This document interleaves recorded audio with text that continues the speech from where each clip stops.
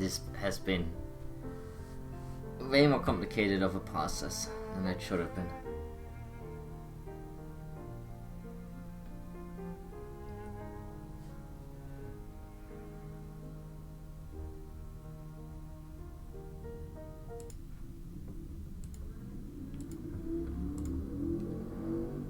Hopefully it actually works. And hopefully I do not regret streaming this. I've never streamed a visual novel. It's more than that, but it's also a visual novel.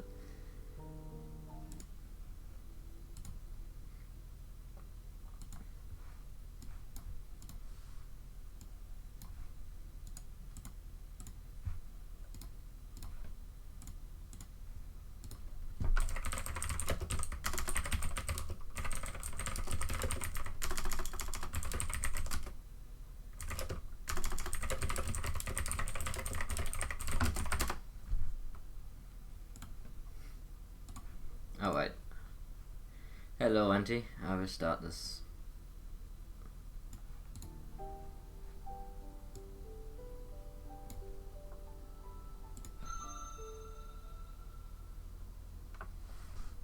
A box without hinges, key or lid, yet golden treasure inside is hid. What is it? Bilbo Baggins, The Hobbit. You are alone in the chamber. There is one wall which surrounds you utterly, in every direction and on every side. The wall is made of love, and it embraces you. Its inherent goodness is an obvious and complete truth. Actually, give me 1 second. Sorry to interrupt this, but okay. Just want to check something. There's a rhythm in the chamber, a beat and a flow which has always been. It is the only way you can tell between sleeping and waking. When awake, you feel the rhythm, and when asleep, you cannot. Which time do you enjoy most? I prefer the quiet of the sleeping times, or I enjoy being awake. I prefer the quiet. Even now, in the chamber, you sense the power of the hidden currents, the loving embrace of the unchanging abyss, and the gentle silence of the world.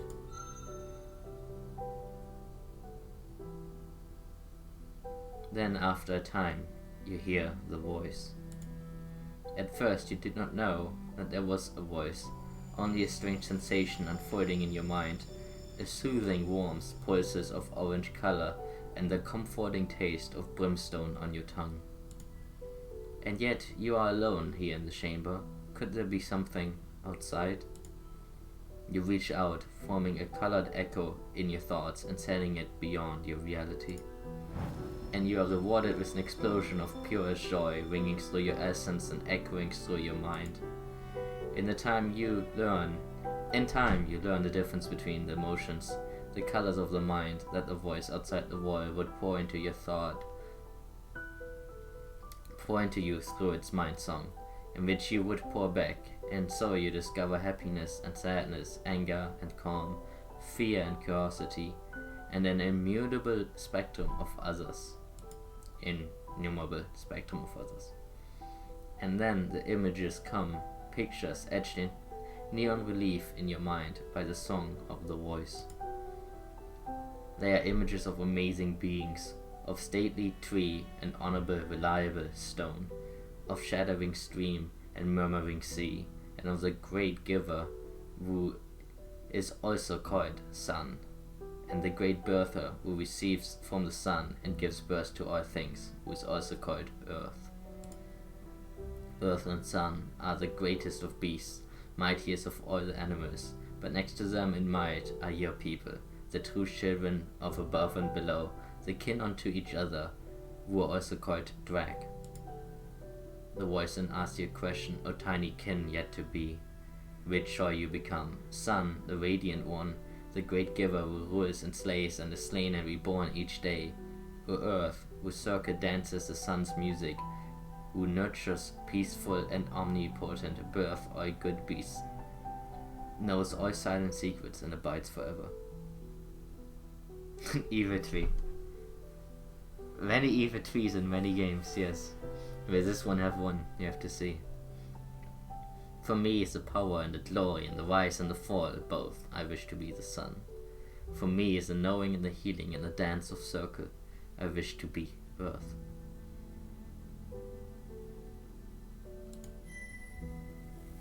The voice accepts your choice with an explosion of red and golden sparks and a happy rage.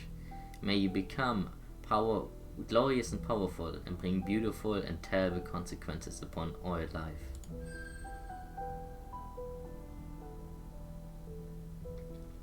Time has little meaning in the chamber, marked only by the rhythm within you. The wall also seems to embrace you a little more closely with each moment. The voice from outside leaves and returns again and again, continuing to instruct you, gently and at a slow pace, ensuring that you can receive its song and build yourself around it. It teaches you of the many good beasts, those of fur and scale and feather and fin. Some are swift, like the hopping long ear, and some are powerful, like the horned grazers, but all are good, and all have their own music. Most importantly, it teaches you of the two great laws. First, that you are a destroyer. To live is good, and you may only preserve your life by tearing away the life of others. You must destroy, find that which calls to you, and destroy it, and take it into yourself, and grow mighty. If you fail to destroy, you will waste away, and be yourself destroyed, and all your music will become silence. Second, that you are a creator. All creators are one of two kinds: givers, who give of their essence during the dance of creation, or birthers, who receive the essence and weave new life from it, bringing it forth in the fullness of time. When you have grown great, you must seek out another who is also great and of opposite nature, and through the dance of creation become a source of the future. If you fail in this, the destiny of the children of heaven and earth will waste away, and where there might have been the echo of your music in the time beyond yourself, there will be only silence. So it is, was, and shall be. There's a brief silence during which you sense that there is space enough for one question. What do you do? Ask how to best consume the essence of others. Ask if the voice is that of a creator. Was it one of the two who danced to create me? Ask how to do the dance of creation. Ask whether it's possible to live without destroying others. Quietly consider those deep within myself, and thought no answer from the voice.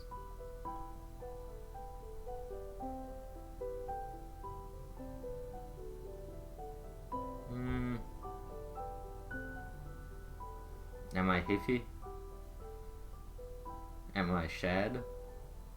Am I weirdo? Am I an emo? Or am I don't know, just normal? Indeed, affirms the voice, and you can tell that the spring-colored memory of the tender and violent dance which created you still lives in its mind. I am a source of your being, and so you must and shall walk in my ways. My truths are inscribed upon your essence, and you in your turn shall pass yours unto others, but only if you are strong and worthy.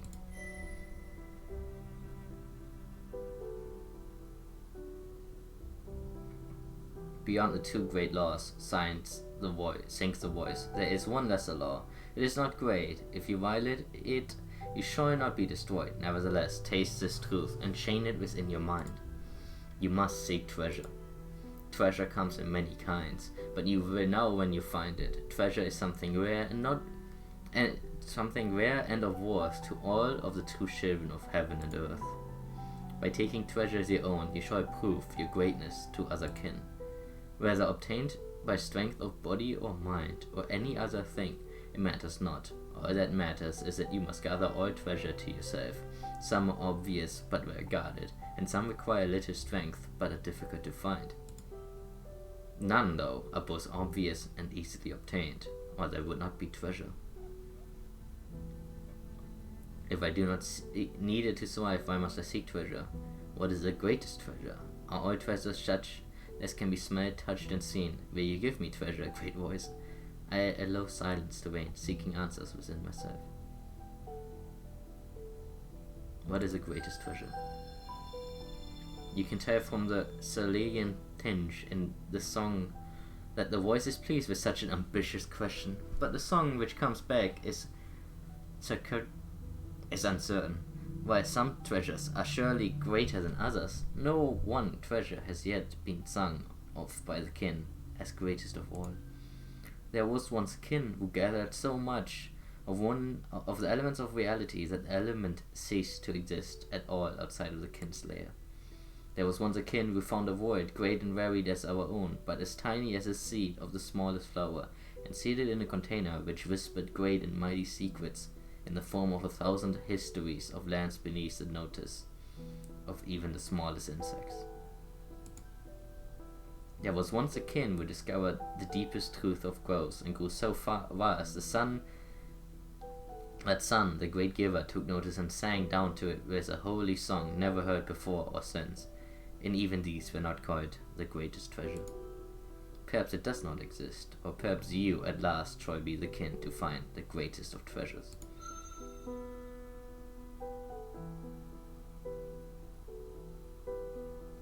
The voice's song grows softer. Now I leave you, my kin, and my creation. You shall never hear my song again, nor I yours.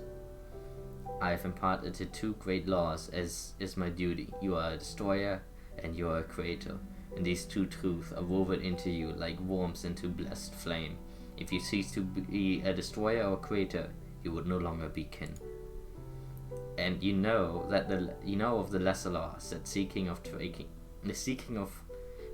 treasure. Though you may survive and be well fed and strong of body, if you have no treasure, you will never be quite great among the kin. You will never know the pleasure of the dance of creation, and your creator self will languish in a frigid void. All other laws are false. These alone bind us. Remember that you are Drakenkin. All other beings of this world must stand in your shadow of your beautiful and terrible music. The rhythm which you feel now flowing through you is the rhythm of life. You have the rhythm within you. To be alive. To be silent without the rhythm is a perfect sign of death. Nature shall now be your guide, companion and opponent, your friend, enemy, and always, always your teacher. There is no being born of earth, the great birther, and the sun, the great giver, greater than you. The music of our people is great. Rejoice knowing that your essence has been woven into such a body, and such is your fate. When you at last escape from the wall which I have put around you, both to keep you safe and to test you, then you will be worthy to begin the great adventure which some call life. And with the final message, the idea of yourself exploding from potentiality into reality, the voice fades and is gone, and you know that it will not return.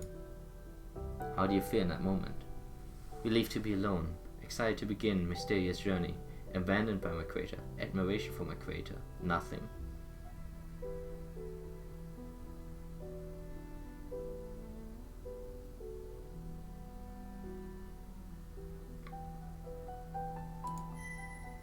You know so much more.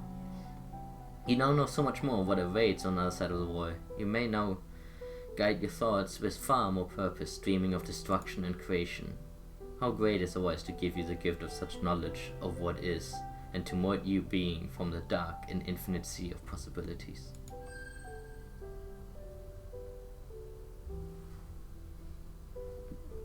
For a time, you're left alone again within the chamber. You feel the measured beating of your rhythm within you, and drift in and out of consciousness. The voice seems to have gotten smaller, hugging you tightly indeed. Your rhythm has swayed into mighty short chords, and your breath is fierce against your legs.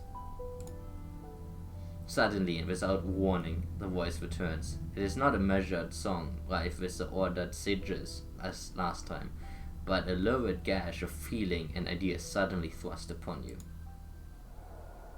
Beware the other seed, the no-till, the flat faces, beware the terrible music, beware the seed of the others, beware. And suddenly there's an awful silence, a space left behind where something should have been. No other voice enters your mind. A few times you think you may be receiving a song, but it always proves to be simply yourself echoing tiny hopes, fears, and dreams. Meanwhile, the wall which is made of love, which has always, always embraced you, squeezing you very tightly. Its love, once so pure and benign, has become toxic. You press so mercilessly you can barely breathe, and to make matters worse, you feel a horrible emptiness, a draining within your core. You must do something. Be silent and breathe, fade, or push against the wall. Push. It loves you, you know, but it must be broken. You push and struggle, feeling your body move this way, then that, but the wall thwarts your every move on every side. It's not enough. It's not through pushing, but rather through unfolding your whole self limb by limb and muscle by muscle that you'll at last achieve the first true success in the music of your life. You hear, not with your mind, but with your ears, your actual ears, the cracking and crunching of the wall as it breaks slowly apart, and then, with your own eyes, your first vision of true light.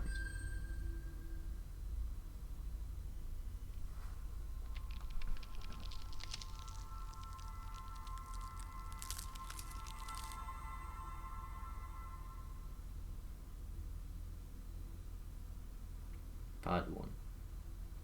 Happy those early days, when on some gilded cloud or flower, my gazing soul would dwell an hour, and in those weaker glories spy some shadows of eternity.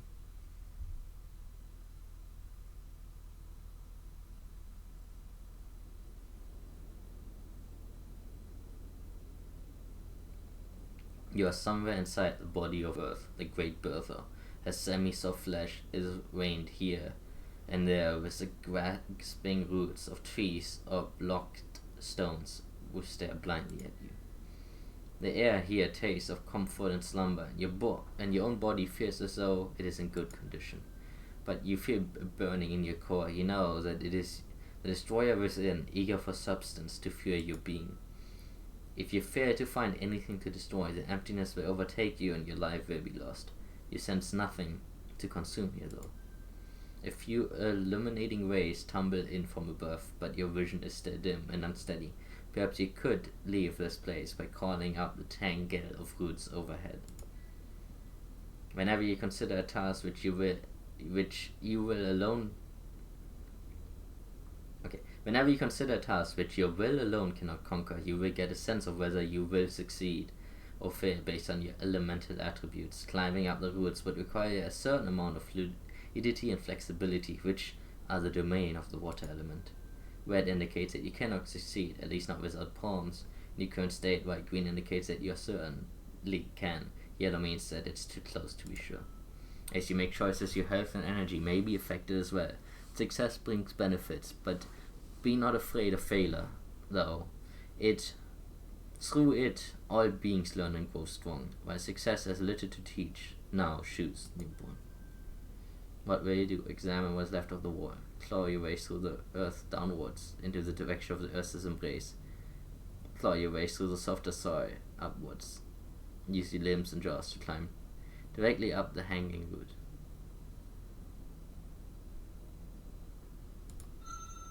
The shame of your creation seems so small now. Moments ago it was your entire reality. Perhaps there's another reality beyond this one you now see into. Perhaps there's another reality beyond this one you now see into, which you will one day hatch. Have you any further business wall? It does not smell attractive. Leave it behind or consume it. Or leave. You have gone beyond the wall and you have no further use for it. You allow Earth to reclaim it.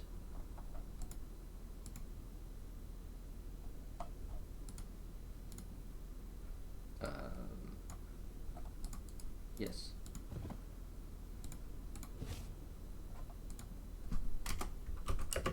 That's weird. They just break. I don't know why they break. It's such a weird thing to have happened.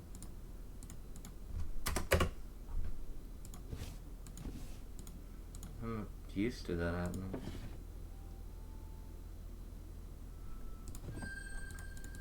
Okay. It shouldn't be that hard to reset it.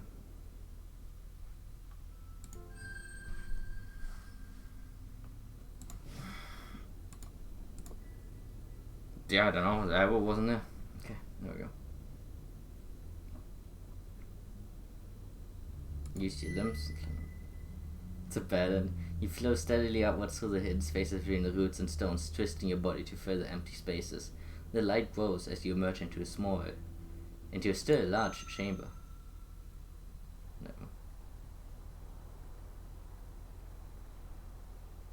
The space is much larger than the last, and though you are still sheltered by Earth's body, light is now more plentiful here. You may be approaching her skin. A clean azure flavor slides across your tongue. Water, the comfort and supporter of all life, is here, gathered into a still body before you. Something within you resonates with it, drawing you toward it. What is your will? Draw closer to water? Sure. You move closer.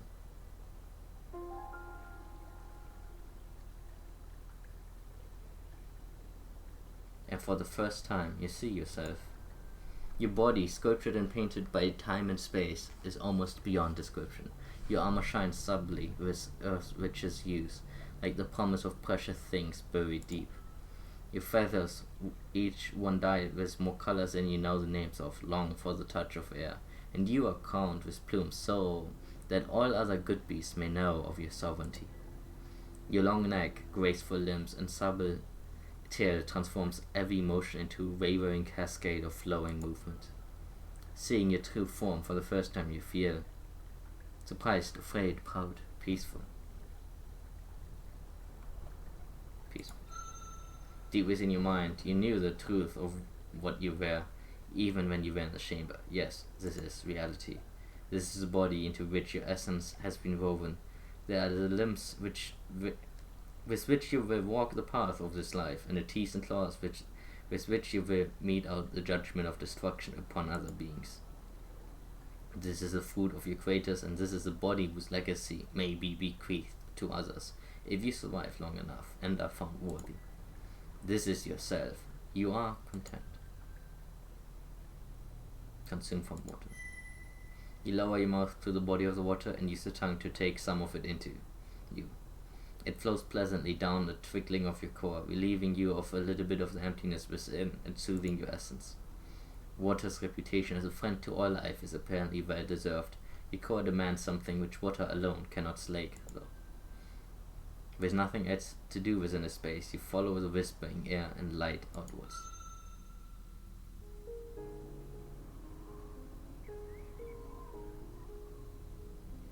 Now that you have emerged from the great mother's flesh, you can see her more completely, and her power and beauty are beyond your wildest hope. The trees are her feathers, and the mountains her spine. Her breath is the wind, and her essence flows in streams, rivers, and the distant sea. Above you, sun, the great giver, shines his own endless essence down upon earth. He blazes above you, mighty in his glory, beautiful and chainless in his circuit dance of creation, by which all that carries a rhythm of life is ultimately begun.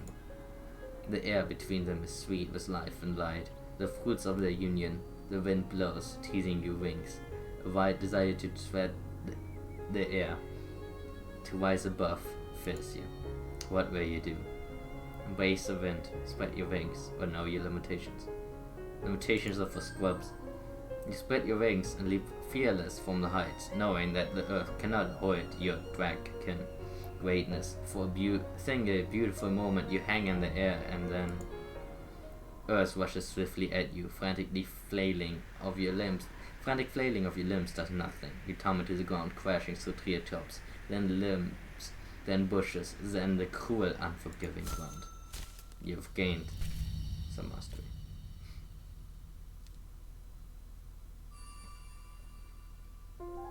The fool. It is fitting that a king's reach should exceed the grass. Failure is a far better teacher than success.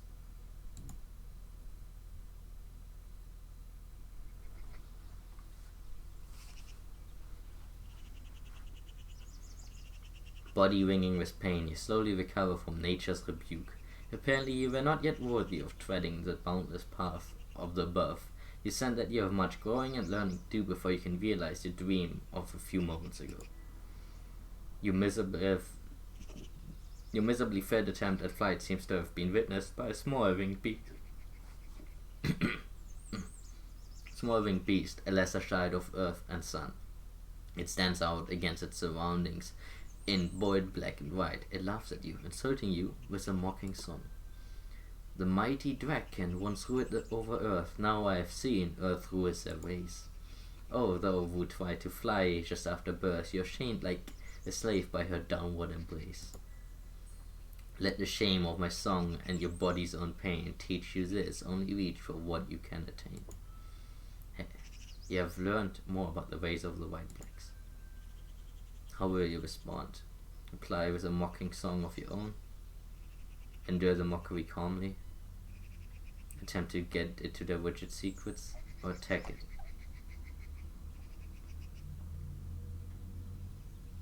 Let's reply with our own song. You attempt to reply, but your mastery of the mind song of the kin is still lacking. The image and concept which you project into White Black's consciousness are half-formed and lacking in substance, and after a short time it interrupts you. So artless are you, so fresh from the shell, that even such things you cannot do well. I would shame myself if my skills I employ upon one the no test soon shall destroy. Shame gnaws at you as it winks away, but you've learned the value of skill and song, and your bond with air is strengthened.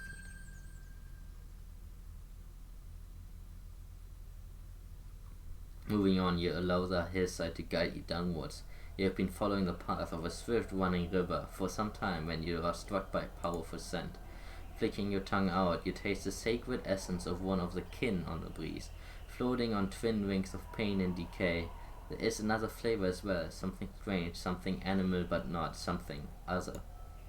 You shudder, your feathers raising upwards involuntarily. What could those strange scents mean? The kin whose scent you now smell could possibly explain. But you're now hatched and beyond the chamber. All kin arrivals seldom welcoming the scent of other dragon in a territory. Still, there's something familiar in that scent, something which tugs at your corner of your mind. Stilling yourself, you carefully draw closer to the source.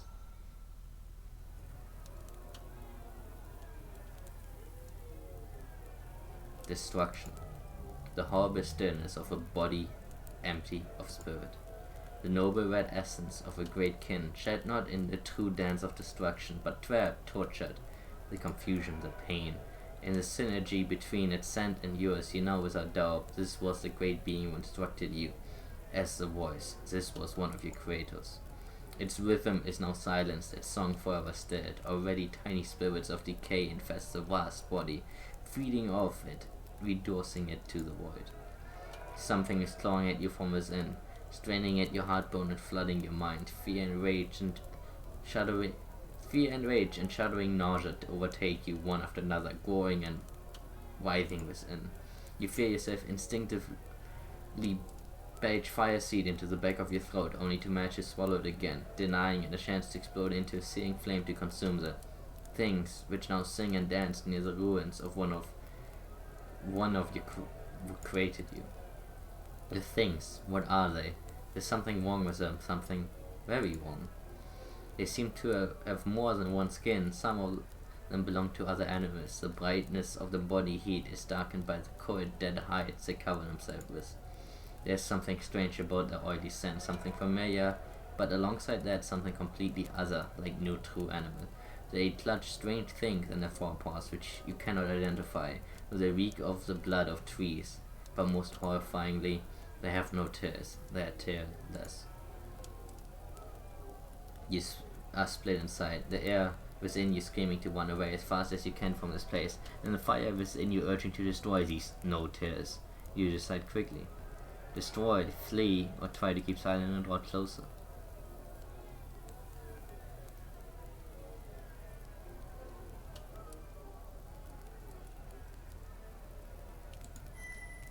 You flatten your body to the ground and creep forward. This is an empty shell of one of the kin, its rhythm stirred, the great body constructed over hundreds of turnings of the seasons and nourished by the destruction of thousands of lesser beings, lies quiet, destroyed within just a few moments. Before you hatched, you were taught that all things become silent in time, but beholding this corpse, the corpse of this great being, one of its own creator, that truth seems all the more urgent and unassailable. The notes are set to destroy them is a hidden option. If you only get more affinity with water or special knowledge. Notice as you notice your scent. Retreat. You flow rapidly through the underbrush, scrambling over rotting tree corpses and crashing through the shrubs until there is no trace of either scent or sound of the notice. They seem to possess some kind of terrible magic which allows them to cause harm even from far away. Again, this seems wrong and beyond all possible definition of the word.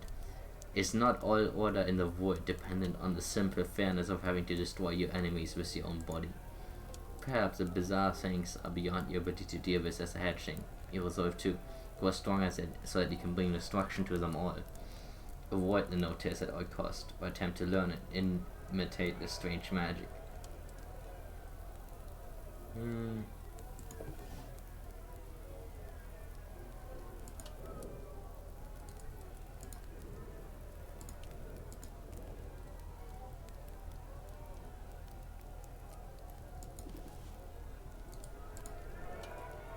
Destruction. You allow the hater to become a seeing promise within your core. One day you shall grow great enough to defeat the otherworldly magic. Then you will finally be able to put this terrible fear which gnaws at your mind to rest.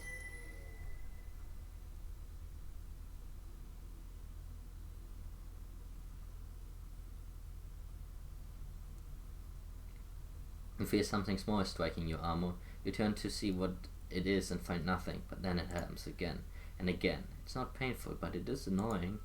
Eventually you realize that this must be rain, the sacred water of the sky, which sometimes falls to bless the great mother, of which you were told while you stay in the chamber. Soon rain is falling everywhere, tumbling and vaulting over the leaves and sliding merrily down the grass. It makes it hard to smell and taste the air, and perturbs you as it spatters against your armor. You find shelter in what used to be the den of a family of fur beasts. The scent lingers only on the edge of your consciousness, and they must have been gone for many suns or even moons. You dig it slightly deeper and broader with your claws and then settle in, watching the rain downward dive.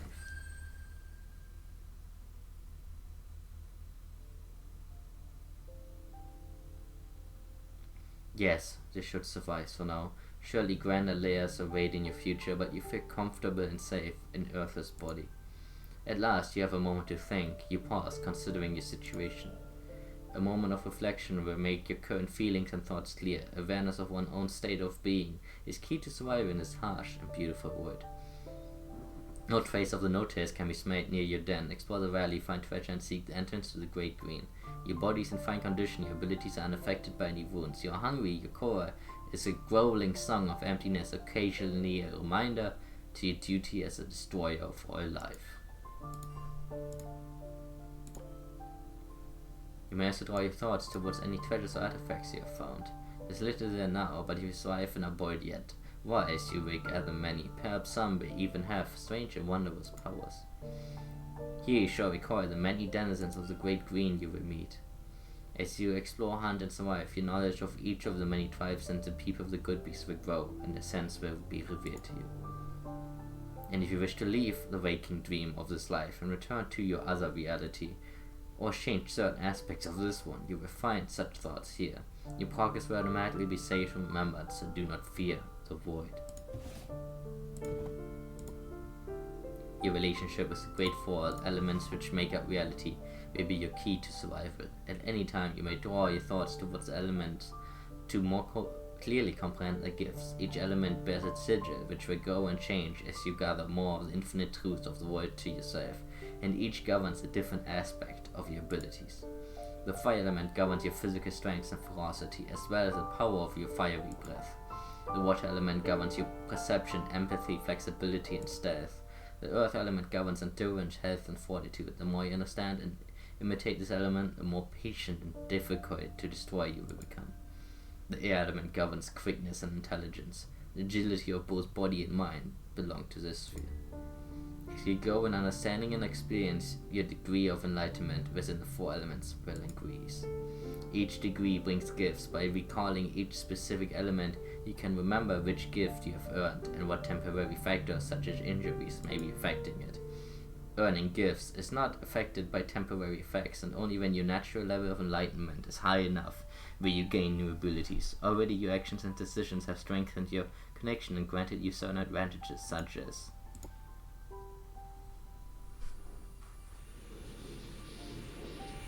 you reach your first grade of mastery of fire. You may now use a power strike physical attack which deals heavy damage if you win the elemental clash. You have mastered your fiery breath and may now execute a fire flash with just a small amount of fire damage and may briefly blind your opponent. You can now use Flowing Strike, a water technique which does little damage but may do additional damage based on the enemy's fire attribute. You may now brace in combat which does no harm to your opponent but greatly reduces incoming damage. It also gives you a chance to observe your foe, increasing your knowledge of it. You may now use Swift Strike, a clawing air attack which deals light physical damage and may harm your opponent before it has a chance to harm you.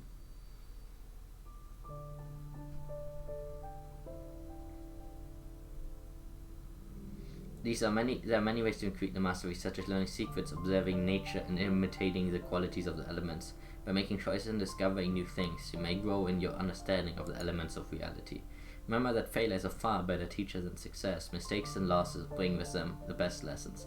If you lose a challenge, you may suffer in the short term, but your elemental abilities are likely to increase.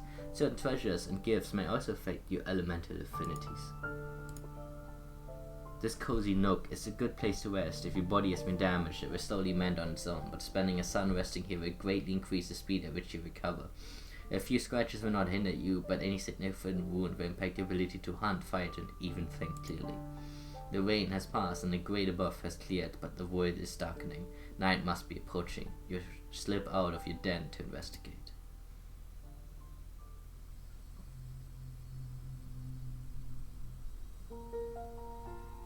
You emerge in time to see your first sun ending, and as he dies in scarlet glory, new smaller emanations are born in opposite corner of the sky.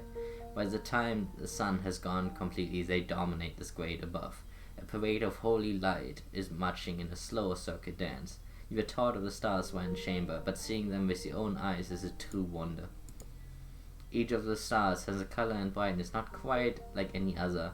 Some are red as the body of fire, some are green as the grasses of earth, some are blue as the deep depths of water, some are white as the clouds of air. Some stand quietly, firm in their color, and some sparkle and flash, shimmering gaily. Even in the great above, the four sacred elements hold their being. A cool wind blows over you, ruffling your feathers, inspiration striking. You feel compelled to let your voice ring out in song. Sing a great hymn to fire, to air, to water, to earth. Sing a lesser hymn to all of them. Remain silent. Let the stars keep singing. You hear the voice of air in the treetops. Smell the water flowing in the nearby river. See the earth's dignity in the mountain which guard the valley. Feel the noble fire burning within you. What need have you for words? You are the hatchling of all of them. Your every breath and every tiny motion is a testament to their power. You are one of the few who understands and who hear and who know this can become power, but the path is far and high. You fall asleep in your lair, continuing your thoughts in your dreams.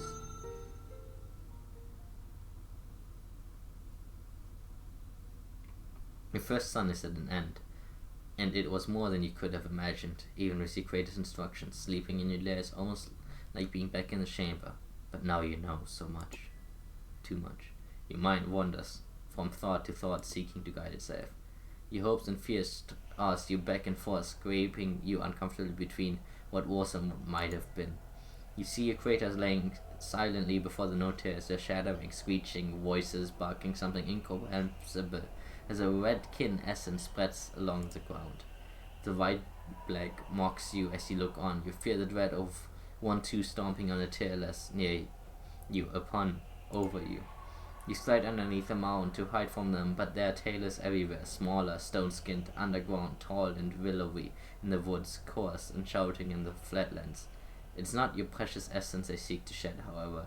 They are roaring for the flesh of something else, something older and more powerful than even a great kin. You wake briefly, and for a second, your second sleep is far less troubled.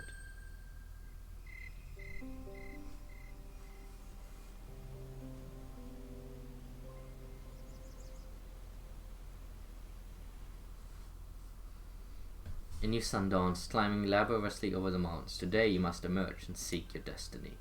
As you do, you may encounter many new things. You have not yet used your body to hunt and fight, nor have you ventured far from this makeshift den.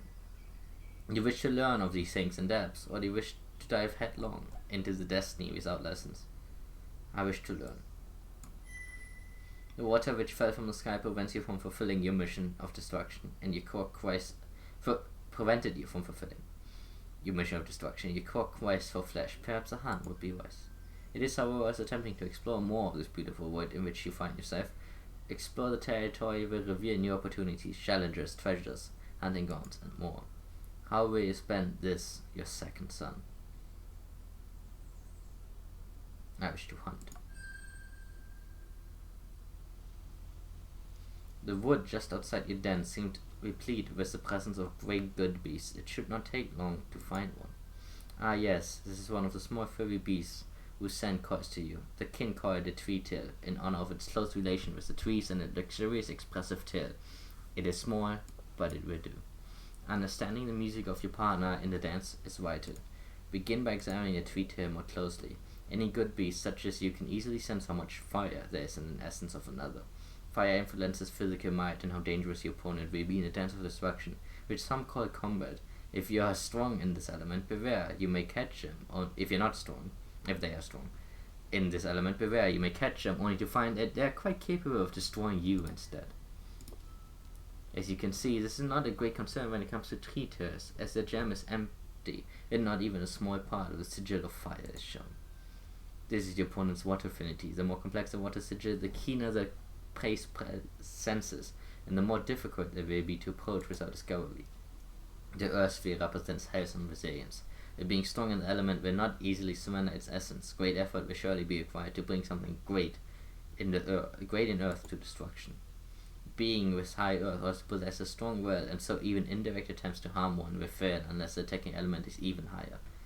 Once again, tree tails compared to others larger prey are not very difficult to bring down at all, provided you can get your claws on them. This is your opponent's air affinity. Note that it seems to have a little mastery in it, indicating that it is slightly quick. Compete this with your own air ability to see how difficult it will be to chase. Prey with high air affinity may be all but impossible to chase down and must be defeated by other means. Although you can sense roughly how attuned each element of a being may be and where the strengths lie, only by testing your abilities directly against them can you be sure of their skills. Be aware that many beings possess special abilities which allow them to survive upon Earth. Tree tails, for example, have the ability to climb, and so attempt to pursue them from far away will automatically fail. They will be able to reach a tree and scurry to safety. Only attempt to chase them after approaching as near as you can. A good way to begin a hunt is by stalking your prey, silently attempting to draw as close as you can without being noticed. The water element, which governs the sense, is your greatest asset here. The more powerful your connection to the element, the more silent you can move. Size also plays a role in stalking. If you're larger than your prey, you will be at a disadvantage. If you're smaller, at an advantage. Your prey has surely developed keen senses of its own in order to avoid destruction by predators such as you. To successfully close a distance without alerting it, your water mastery must be greater than tree tails. This one smells old and weak, ripe for consumption. It is time for you to put your skill to test. Silently talking. Ah yes, you're much closer, close enough to smell its fur, its personal scent, even its nut-tinged breath. Charging at it now is tempting, but you find yourself fascinated as you watch it forage for food. It moves in a particular way, not quite like that, not like quite any other good beast, and in observing you may learn something. Yes, you are learning. Nature is an excellent teacher. If you are not observe each prey enough, you will gain a glimpse of the deeper truth, and in finding it, incorporate it into your own way, and become stronger. But you have sensed enough. Your hunger for its tender flesh and thirst for its crimson essence. If you strike now, you might succeed in a chase, but perhaps you could draw even closer. So near now, and your prey stay completely ignorant of the shadow of destruction which falls upon it. If you strike at it with all your speed and strength, it will not stand a chance. Wait for the circuit to become the two circuits become one, and then act quickly.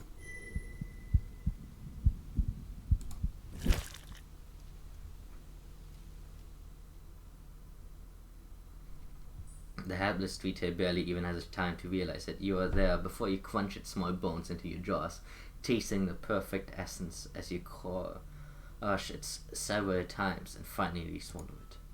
Its flesh and its bone will now be part of your own, granting you your precious energy. You feel pride in your own skill and gratitude to the Tweetail in equal measure.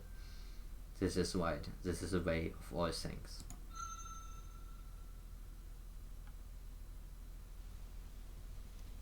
Another one. Your core urges you on. You must have more, if you are to grow great. The last one was old and weak. It sends a story. Not this one, however.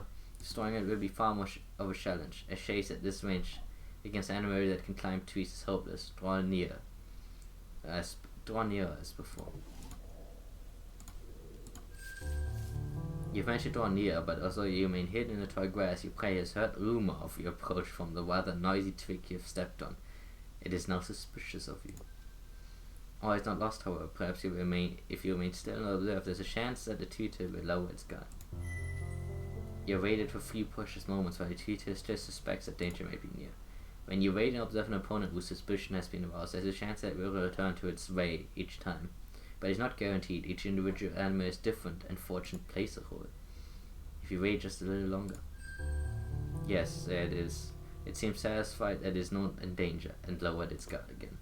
Any movement from you while it was suspicious would surely have caused it to flee. Waiting silently when your prey becomes suspicious may cause it to relax in time, but beware, each moment it pauses brings your scent closer to it in the winds. And once it smells you, it surely try to escape. You must stalk your prey quietly, yet quickly before your scent is caught. This Tweetail senses are obviously keener than last. If drawing this close makes you suspicious, trying to draw even closer will surely alert you. If your prey begins to chase you, will be at a disadvantage. So you must now seize the initiative and attack. The surprise should give you a few precious instances that you need.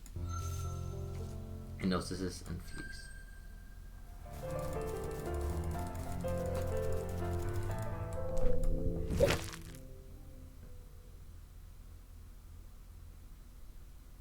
As you feel the luxurious body of yet another Tweetail move slowly down your claw, the joy of pure wholesome destruction again sinks in. This is the dance of destruction, the fight for survival, which all beings dance with each other, and it is good. It is as it should be and must be.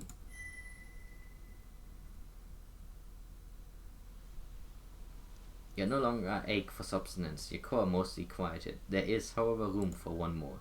You may hunt up to 3 times the sun in an abundant hunting territory. Fewer prey exist in middling or sparse areas. Sun and earth have blessed you. You have discovered a wounded member of the delicious long-ear tribe. Normally you would have to stalk and pursue it, which is no mean feat, but as long-ear have swift feet, as long ear have swift feet and keen senses. However, this one is sporting a broken leg. It senses you, but cannot flee. Let combat, the true dance of destruction, begin. I love this song, by the way. It's so good. The true dance of destruction. Though your foe is not the most powerful of beasts, you cannot help but shiver a little. Both of you are wagering life, the most precious of treasures, against the skill of the other. Like most aspects of life, fighting is ruled by the elements. Begin by examining both your own current mastery and that of your opponent. The element of fire is one of the 2 elements which is ruled over combat. As the element of strength and power, all physical damage is based on the mastery of fire. This particular long-ear is much weaker than most of its kin due to its broken limb. Do not expect long-ears to be this feeble in the future. The other element which is crucial in the dance of destruction is earth. As an element of fortitude and endurance, earth dictates how much damage a creature can endure. All actions taken in combat are associated with a particular element. A simple biting attack, for example, is of the earth element, while your burning breath is of a fire attack. When you select an action, your opponent does as well, and then both clash together. Certain elements have advantages over others. Water is strong against fire, fire rules over air, and air defeats water. Earth has neither advantages nor disadvantages. Each good beast has a way which gives it certain options and set of patterns. Long-ears, for example, will always use earth, water, air. Earth, water, air. You do not know when the sequence it will begin, but once you're familiar with the animal's attack pattern, you should quickly be able to tell its next move and turn the fight to your advantage. Let us begin with a simple bite. Being of the natural earth element, this is a relatively safe choice. Earth, Water, Air, so it's Earth next. Ah, the clash. Both of you have been affected, though you have but a tiny scratch. Long Ear is more seriously hurt. Your opponent is better than worse for wear. Your attacks are having an effect. As creatures, including you, are wounded, their air, water, fire abilities will decrease, so Earth is always unchanged. Since it is used in Earth's attack, the Long Ear will use Earth, Water, Air pattern. We know that its next move will be in Earth. Nothing is strong or weak against Earth, so any attack will do now. Let us use Swift Strike, an air attack which affects the opponent before you are affected by its attack.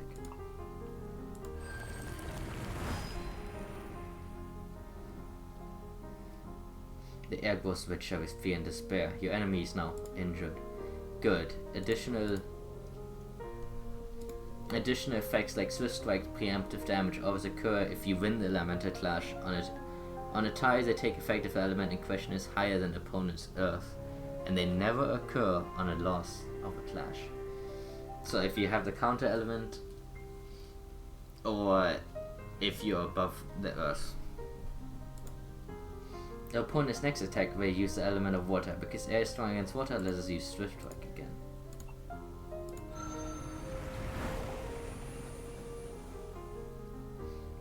The redolent essence of the Long Ear dances on your tongue. It is crippled and stands in the very shadow of destruction.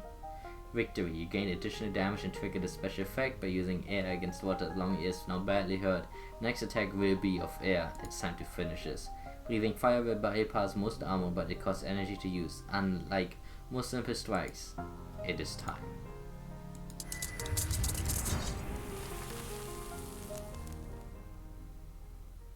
Ah, delicious indeed. Future meals will rarely be so easy, however. Be sure to use stalking to observe and get close as you can. Pursue your prey swiftly and fight wisely.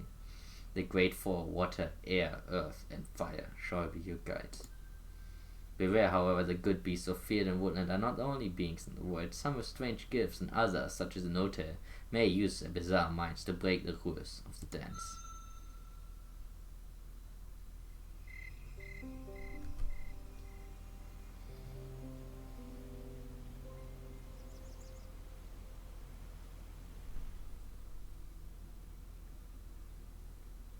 Much to explore. This is the area you've already explored. This is your lair. You can always find your way back here. This is where you found the tailless slain kin. There's nothing there, and returning would be pointless, so it's darkened and inert. Still, you will carry the place where it happened in your memory. A colored sigil marks an area in which you can spend the sun hunting as you wish and indicate what prey you can most easily find there. But beware, too much hunting in one place will drive away the residents.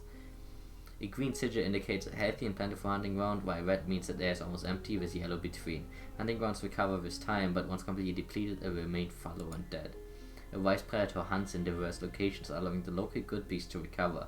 Otherwise, the prey will leave and the valley will become a flesh-barren wasteland.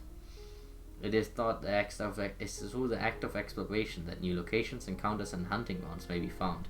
You may only explore an area which is near another area which you have already explored. Exploring a new area takes all sun, but at least one point of interest will always be discovered, and often more. Go and do not be afraid. Encountering new things is the basis of strength.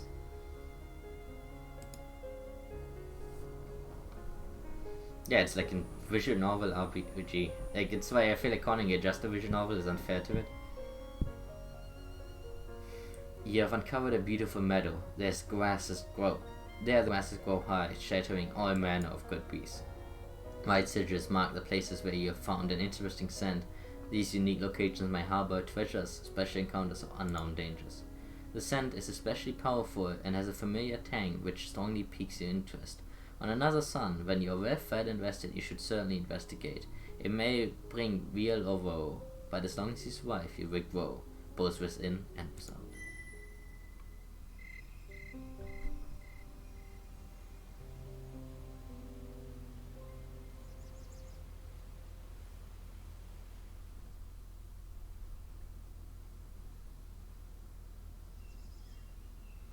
As a new sun rises, you might well feel pleased with your accomplishments. You have explored your surroundings and successfully fulfilled your purpose of destruction. Your core no longer aches, and you can turn to other pursuits. There's one matter which refused to leave your mind. You explored the Wormwood Meadow. There was a scent there that you could simply not ignore. Could it be some kind of prey, or perhaps a treasure of some kind? You set out to discover a new truth.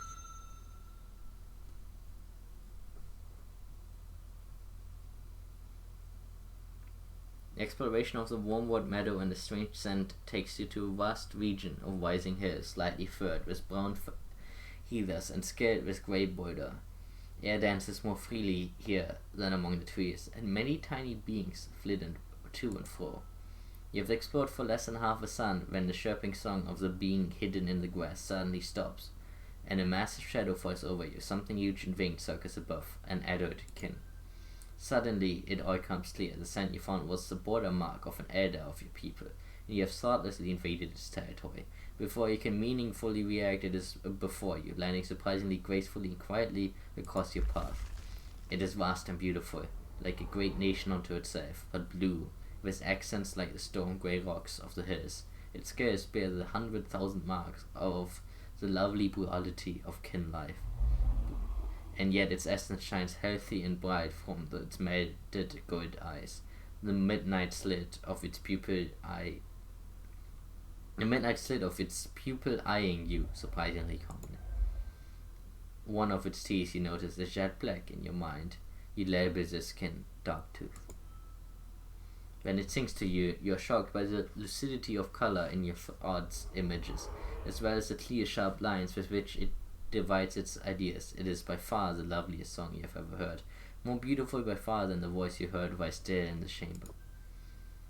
O interloper, small and barely begun, sing to this elder kin of your future. Try you perish here for your crimes of violating the territory of a greater being, or will you live beyond the fall of the sun? Sing of defiance, you will live, you sing, you will defeat the Darktooth challenger. Sing of repentance, whether you live or die is not your choice now, but the choice of the great being whom you have angered. Attempt to distract and make your escape. Sing of repentance. After hearing your song and watching your low-headed stance of submission, Darktooth's tail settles into a less threatening position. Humility is the beginning of wisdom. You may, perhaps, taste the morning sun's rays again. As you lie there flattened in submission, images begin to enter your mind. Sequential song of images and concepts, and it dawns on you that you are being instructed. Darktooth is teaching you many things, the song of enunciation in which you declare your presence in another kin's territory and request audience, a song of welcome, the song of challenge, and many other songs which unfold from the first, dances which communicate more complex emotions and intentions than the ones you already know, dances of respect, of warning, of curiosity and uncertainty. Now, barely begun, what is my intention? Do I intend to destroy you, consume your young tender flesh? Speak of my hidden mind. You intend to destroy me, I sing of pleading, do not silence the rhythm within. You intend to allow me to swipe the sun, I sing of thanksgiving. I cannot know your mind, and I will not presume to do so. Wisely, son, had I intended to destroy you, I would have done so, and your body would already be within me. To instruct you would have been a waste. Instruction is for those who will not live. Instruction is for those who will live to make use of it. Darktooth extends a long neck toward you, bringing its vast stone blue head so close that you feel the wind of its breath. You cannot help but tremble, but resist the urge to strike or flee. The elderkin flicks its tongue out, tasting the air around you, taking a moment to savor your scent. It still occurs slowly as it settles back into its heathers. Its head is turned to the side, looking away from you, and though it is singing to itself. As one sun sets, another rises. It is now but a spark, tiniest of flames. To survive, it must learn the great contradiction. To every virtue there is an opposite which must be equally embraced. It must be bold yet cautious, proud yet humble, quick yet slow, fierce yet gentle. It must learn to spread itself between many truths. The lair it inhabits lies within the land of the tailless ones, the broken custodians. If it would build a land of its own, its destiny lies coldward in the great green. It may survive in this valley for a short time, but it must leave before 2 moons have passed. If it does not, it shall be destroyed. I sing this to myself for my own amusement. Payment is not required. The elder's tail thumps once on the ground gently for one of its size, but you still feel the tremor. Ask for help, impress the elder with your knowledge, request permission to leave. remained silent. Darktooth watches you placidly for some time. It seems very comfortable with silence. The wind blows, ruffling the feathers of a tiny crest, and Darktooth's own mighty crown and chest. It moves not and thinks not. A thought image drifts into your mind slowly yet vividly. Is it moved by fear or respect?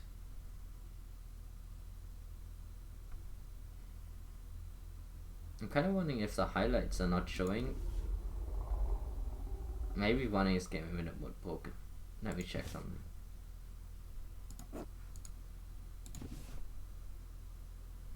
It's not showing. Maybe I just...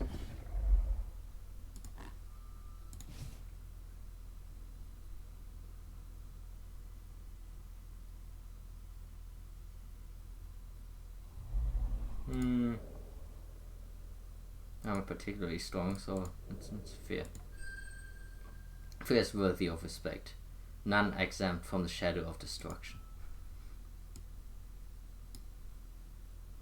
Darktooth moves its head very slightly, and a single black fan catches the light glint.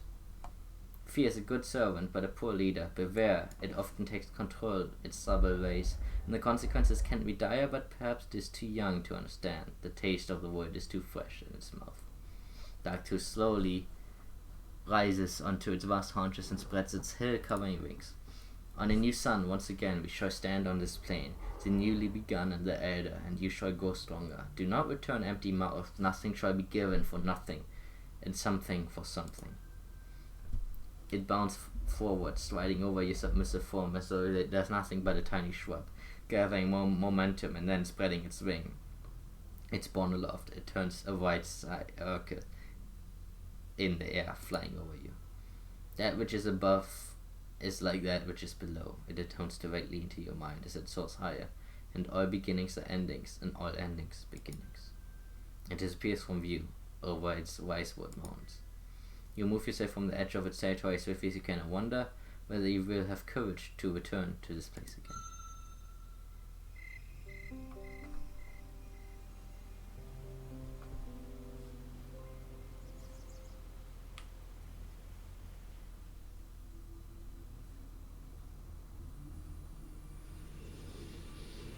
You learn to flow like water between branches and small claws, allowing you to climb trees and pursue other good beasts that do the same.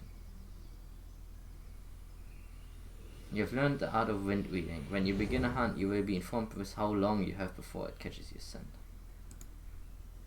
A new sun has risen, and the choice is yours how to spend it. You have only a short time to discover the wonders of this valley, to thrive, learn, and grow before the notice discover your presence and come for you.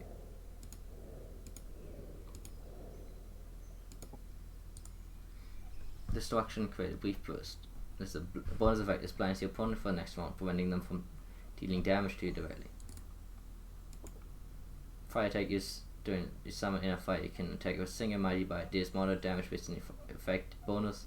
Completely overwhelm your opponent, dealing major damage. During that, you can summon Fire Breath. This attack deals light fire damage to no bonus, sets the enemy on fire, dealing extra damage. Which one is more powerful? I have no idea. I think it's said that fire is immune to armor. I guess that's the deal. From now on, you shall be your own guide. Remember what you've learned. Hunt when you're hungry, rest when injured, and make good use of your body and mind. You have to discover secrets of the Hardbone Valley. A few dozen suns, if Darktooth is correct, and you must leave this temporary den for the emerald reach of the Great Green, the vast unclaimed empire of trees which lies coldward from here. Your destiny is now in your jaws. The void is yours to discover, as it is for all life. So it was, and so it shall be.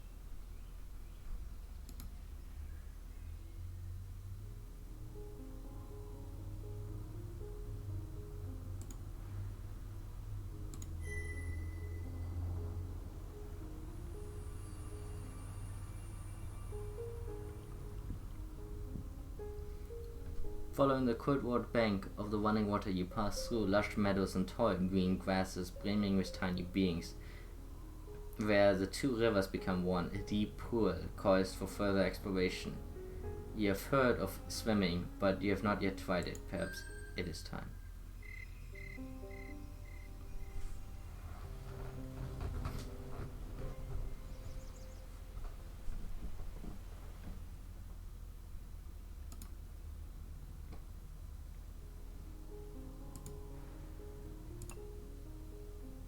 Sure, let's go.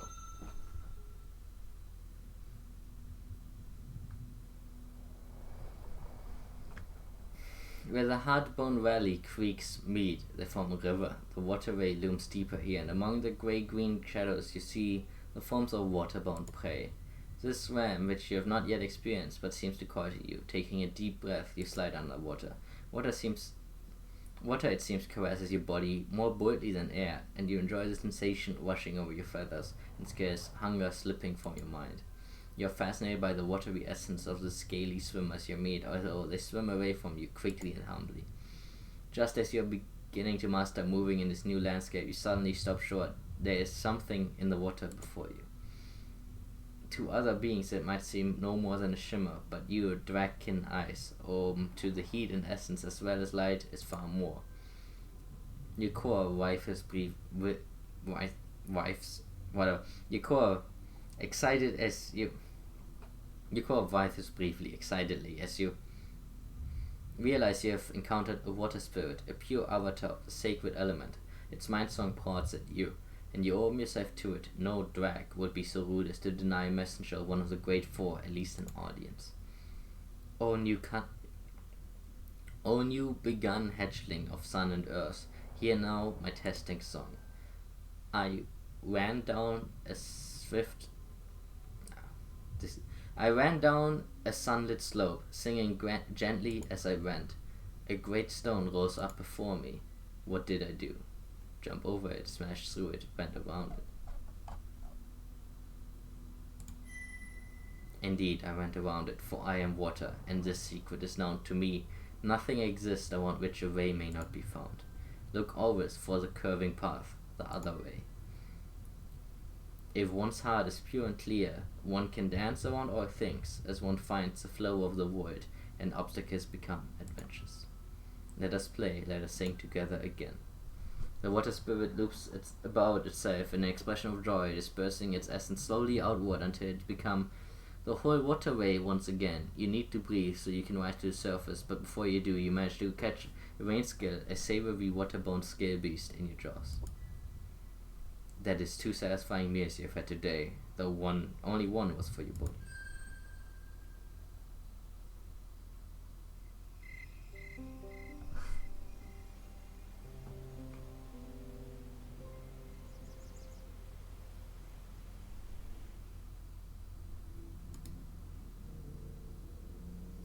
Pretty sure you can go this 3 times, but I'm not gonna do them all back to back.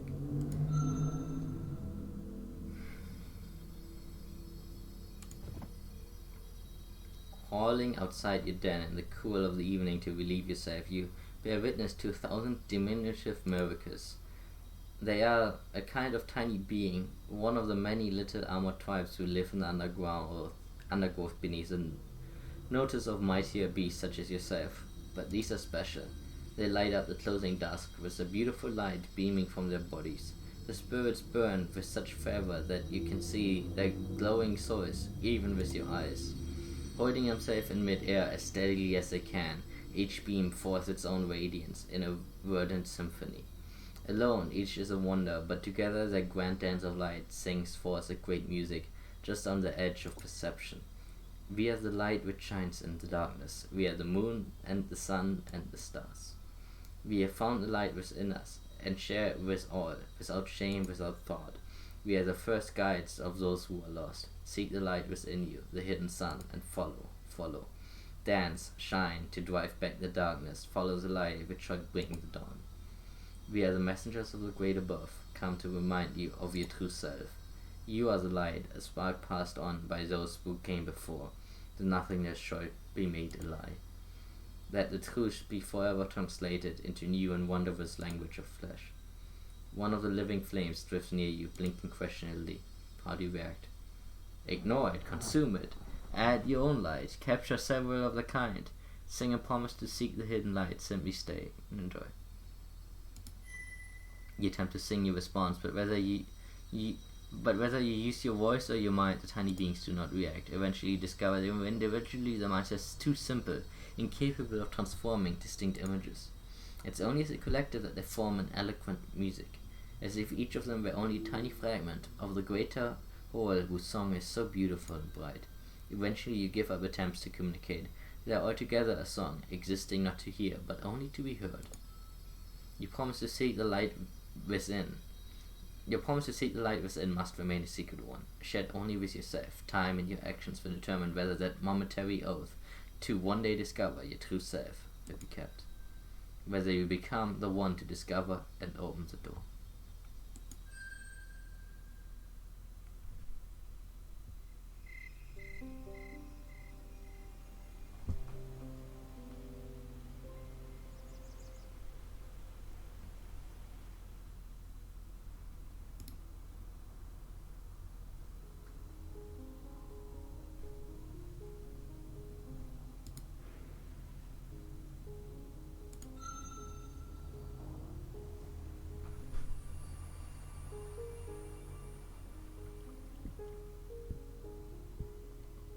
Roaming further along the coldwater bank of this part of the river brings you to a small lake. Charitable waters call brings many good beasts to this area, making it an excellent hunting ground for certain types of prey. But there may be other lessons here for young Drake with an open mind.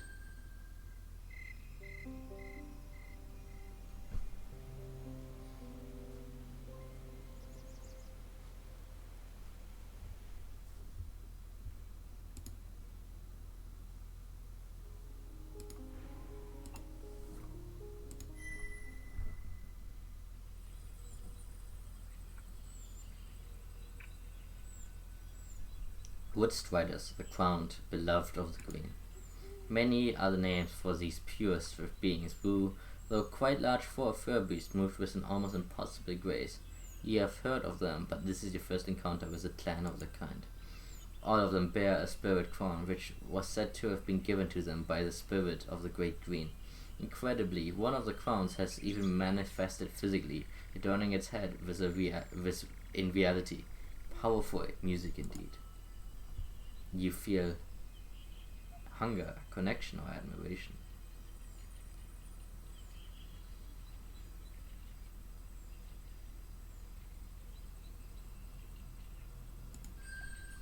Such grace, the limbs flow like water, carrying them from leaf above to grass below, in between the greater trees, as though they are of one form, one essence.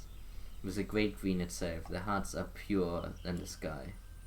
Perhaps you will one day become as intimate a lover with the woods as they. You have learned more about the way of the Woodstriders.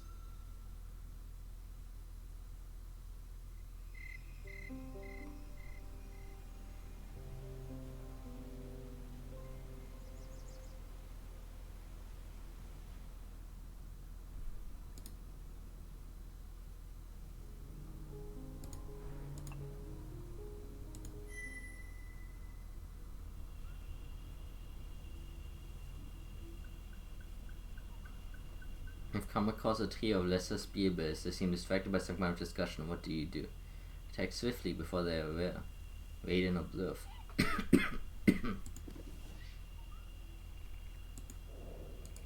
I'm a very everything kind of dragon right now. You begin to catch shards of the conversation. So you must proceed with the assumption that all things can be understood, given time and observation. The core elements of reality, earth, air, water, and fire, are predictable and finite, and all things proceed from their motion. It cannot be denied that there is such a thing as expert knowledge, and that such knowledge has both value and merit. Thus it is the wisest of beings gather information. Disagreement, says another, slanting its head slightly to the left. The truer nature of objects is clearly unknowable. The desires of the observer, as well as the limitations of its senses, ensure that no matter how much information is collected, the true nature of external creatures or even objects remain forever out of reach. The wisest observer attempts to understand themselves, and by having a greater control of their own cognition, can get closer to the truth than those who remain ignorant of their own psychology. The mark of wisdom is not information, but self-knowledge. Both of you, says the third, dipping it briefly into the water, are making the same mistake, assuming that objects have a true nature to begin with. The one song is empty of all meaning and even substance. It is not that truth is hidden by the senses, but that it never existed to begin with. It is but a vain hope of limited beings. A wise being does not seek to accumulate a wealth of information, nor even to understand themselves, for none of these things can be said to matter, or even exist. The one song is empty, and truly a wise being knows only one thing, that they know nothing, and abandoning all need for understanding, simply lives free from all judgment. You've learned more about the ways of the lesser spearbears. The wisdom of the drag is renowned. Let us ask the one hiding ineffectively nearby. One suggests, with a subtle motion of their heads as they turn their eyes and ears toward you. What is the nature of wisdom? Is it based upon information save knowledge, or abandoning these things and simply living? Wisdom is rooted in gaining knowledge with self-awareness. Wisdom is rooted in enjoying of life, accepting that all things are empty. Confess that you do not know, or attack me. I'm gonna go with my own personal philosophy here. I think it's a quest for self-awareness. You respond that the wise are called so because they have looked within themselves and conquered their own judgments and biases. Indeed, seeking truth in external objects is useless, because seen through the filter of the mind, they are but reflection of the self. In contemplation and self-knowledge, one can go closer to the truth. After all, it is not true that some have great knowledge, but little true wisdom. Also, I think I almost starved myself to death. I might actually die. So much for self-knowledge. In contemplation and self-knowledge, one can go closer to the truth. After all, it is not true that some have great knowledge, but little true wisdom. Facts cannot lead one to wisdom. Only clarity of the heart, the ability to perceive what is hidden, can grant it. The first and third spearbears seem unconvinced, but the second appreciates the answer, ruffling his feathers in excitement. Agreement, or hatching of the drag, means the blessing of water, realm of the hidden things and perception be upon you. As one, they launch into the sky, and you hear them continuing the argument as they journey onwards. Am I dead now?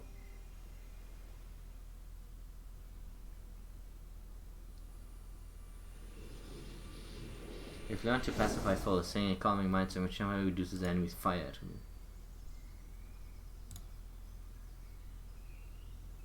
Find food immediately or be destroyed. You're starving, or else must wait. You must hunt now or be destroyed. Here we have the cards.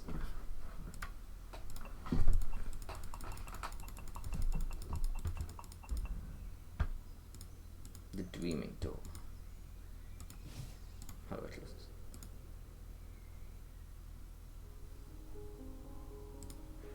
Let's hunt rabbits. A service center there. One familiar to space, but a few other. Long ear, tiny scale beast, a small feather beast. Let's do long ear. The wind has spoken to your nose and ears, bringing in tidings of a long ear in the area. It makes no sign of acknowledgement. It seems not to know that you're here. A great distance still remains you close before you are near it. The wind is not in your favor. It carries your scent directly to the prey. You must move quickly if you wish to sneak upon it.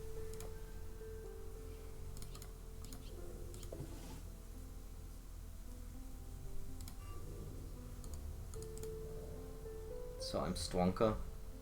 Same tankiness. Same wind, but I'm more water. So I'm good at sneaking up. It is of yet ignorant of you. It's possible to draw closer, but at this range, you can make out its markings. Completely. I think I will observe one. And then I will attack.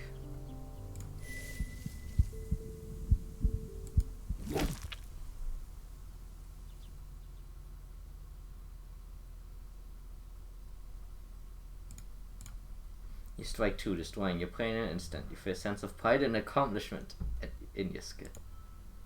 It's a frightened flesh. You taste flower of spring, the grasses of summer, and the hidden root treasure of the fields. You've learned more about the way of the long year. I just eat 3 of those, to be honest.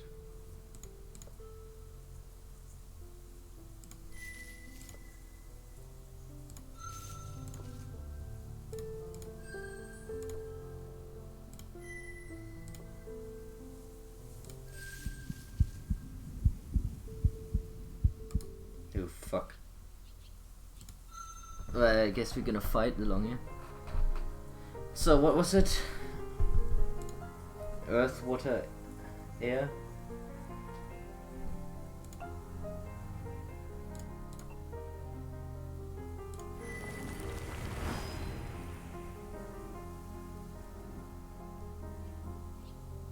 Earth, water, air.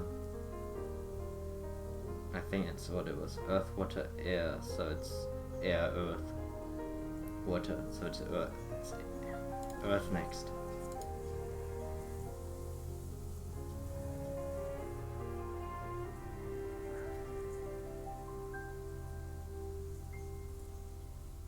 Yeah, I don't know why I'm spacing on that.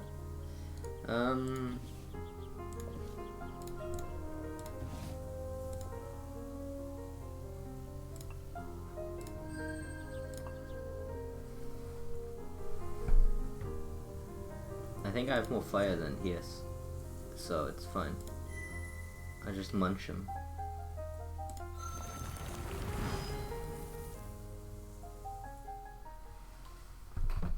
Fight and flesh. You taste the flower of spring. Blah blah blah. Been there. Well, that was very good. So let's do the scale beast. See what it is. Your keen senses have revealed the presence of tail beast here. It seems completely oblivious to your presence. It remains yet just on the edge of your sense, a great distance away. The wind is not in your favor. It carries you directly to the prey.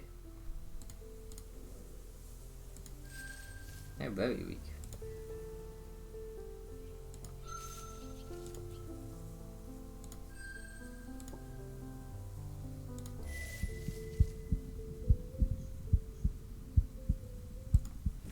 Hunting is honestly like pretty much a non-factor once you know how to do it right. So you try not to spend too much time on it.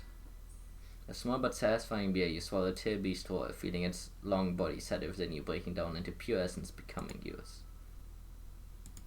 I think the rabbits are better to kill now. Sun low, hangs low.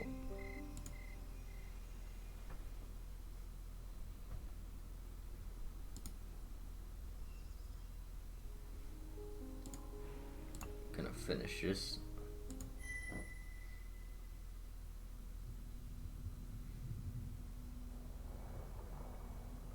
You spend most of another sun acclimating yourself further to the domain of water, where you cannot endure without drinking in air from above. You have time aplenty to comfortably explore, even western and embrace for short periods. Just as you begin to wonder if you will see the water spirit again, it appears in its way and sings to you. Oh, and you begun hatchling of sun and earth. Hear now my testing song. Once there was a mighty drag, one who hated me, who cursed me, who sought my destruction. How may I be destroyed? You cannot be destroyed. You can be sliced apart, you can be consumed, you can be burned, you can be blocked. You cannot be destroyed. Behold, I am water, immortal, undestroyed. If you cut me, just then I hear. If you consume me, I swim within you for time, and then am freed again. If you burn me, I quell the flames, or am giving skyward wings. If you block me, I become two, and I become a placid lake. But never can I be destroyed. And so it is with all things. Hear now the secret. Everything changes, and yet nothing is ever truly destroyed. Death's true name is transformation. Let us play, let us sing together again. Soon after, you have the good fortune of finding an injured water-bound swimmer, which you easily dispatch and take into yourself. You reflect on the truth of a spirit's words as its essence becomes yours. A destruction or a transformation, they are indeed one and the same. Guess I'm becoming water dragon.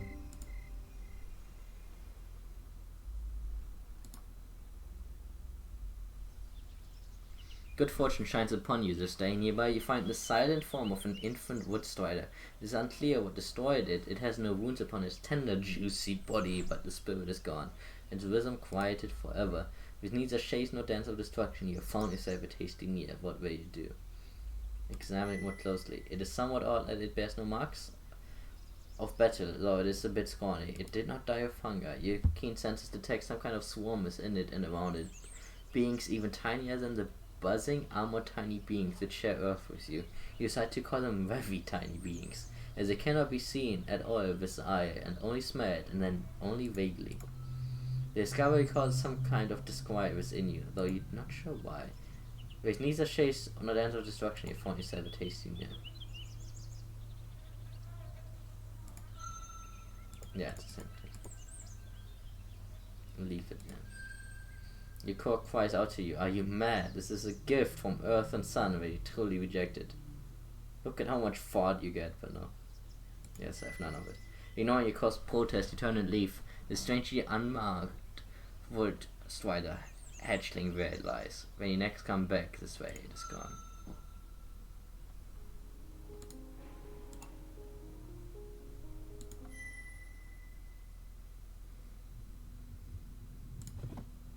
Water tumbles from the sky, the sun, but while walking above, maybe some small pattering strikes your scales randomly. You find that the rain cannot follow you underwater. Indeed, in the deep of the river, is smooth and calm.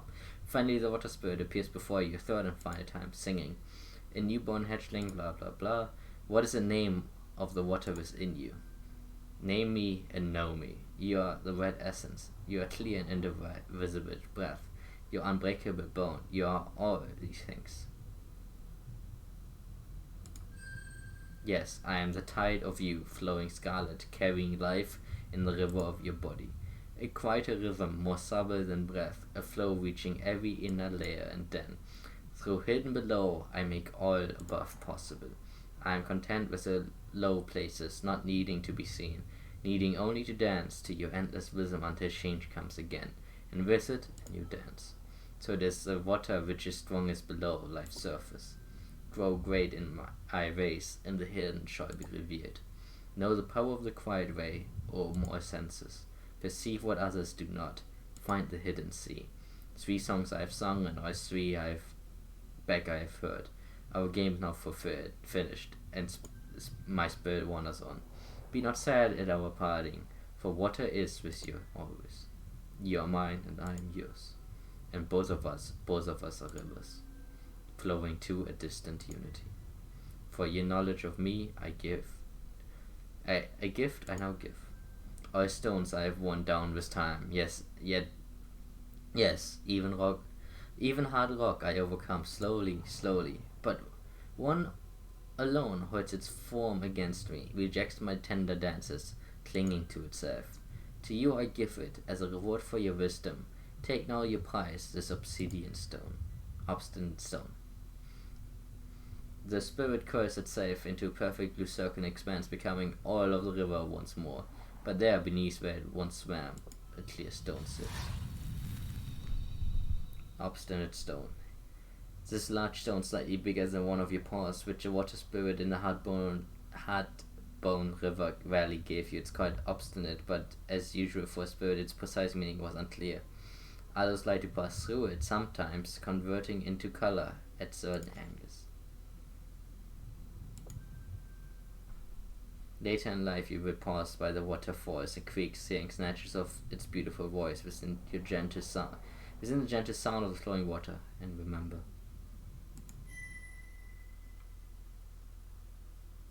So I think I skipped the line there. Alright, the stone now.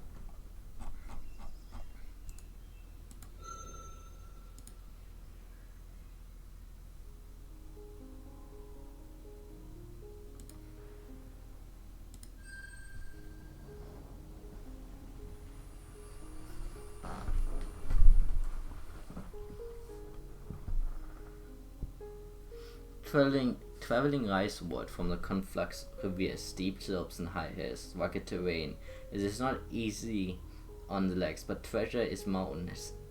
But treasure is mountains hatchling, is a common saying among the Draken. Treasure is mountains. Treasure is mountains hatchling. Okay, it's a common saying, but among the Draken, might rocky outcroppings hide precious shine stone, or perhaps something even more valuable.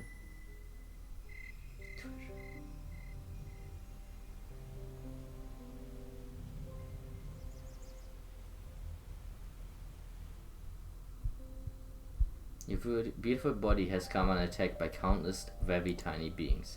Entering you as you might enter another kin's territory, they are marauding in your inner void, breaking, polluting, and poisoning your essence. They did not even issue a formal challenge before the invasion. The entire affair is outrageously impolite and made all the more frustrating in that you are unable to burn them or hunt them. You cannot even use your mind to its regular extent. It is largely preoccupied in fighting the invisible interlopers. Your only solace is knowing that you made the right decision by not eating the questionable flesh a few suns ago. If this was caused by simply being near it as you suspect, it would surely be far worse had you succumbed to the temptation. You have little appetite, but perhaps some hunting might help your body rally, or exploration re-stimulate your mind. Your course telling you to stay in your den and not move, but the notice continuously draw closer to discovering you, not to mention the fact that you feel restless and irritable. Dark Tooth may be able to provide advice, but the trek to its territory will be laborious, and his assistance is, of course, never free. What will you do? You either lack the strength or the ways to visit Darktooth. Go out as normal. You will not allow the very tiny interlopers to get in the way of your progress. You resolve to get out and continue your life, in spite of the difficulty.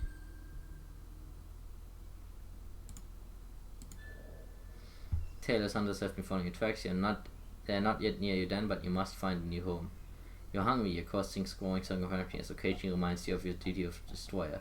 Your body is blighted with the very tiny beings which have invaded you without warning. Challenge. You feel sluggish and weak. Yeah, my elements are fucked. In that case, let's just explore.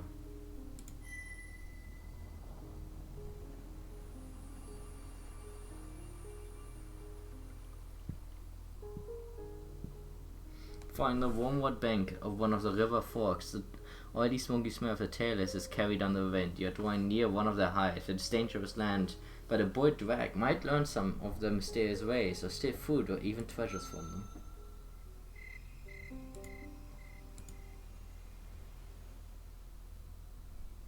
Still sick.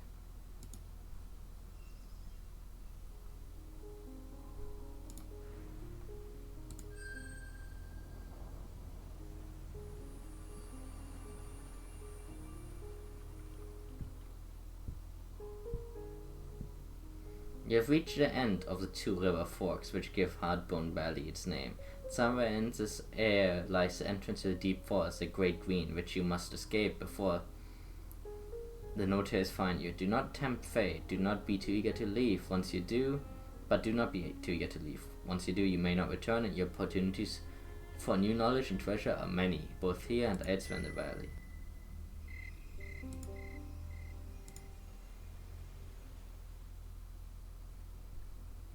Still sick.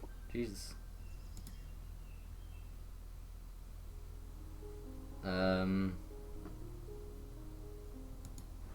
Let's do this one. I'm hoping to not be sick before I hunt.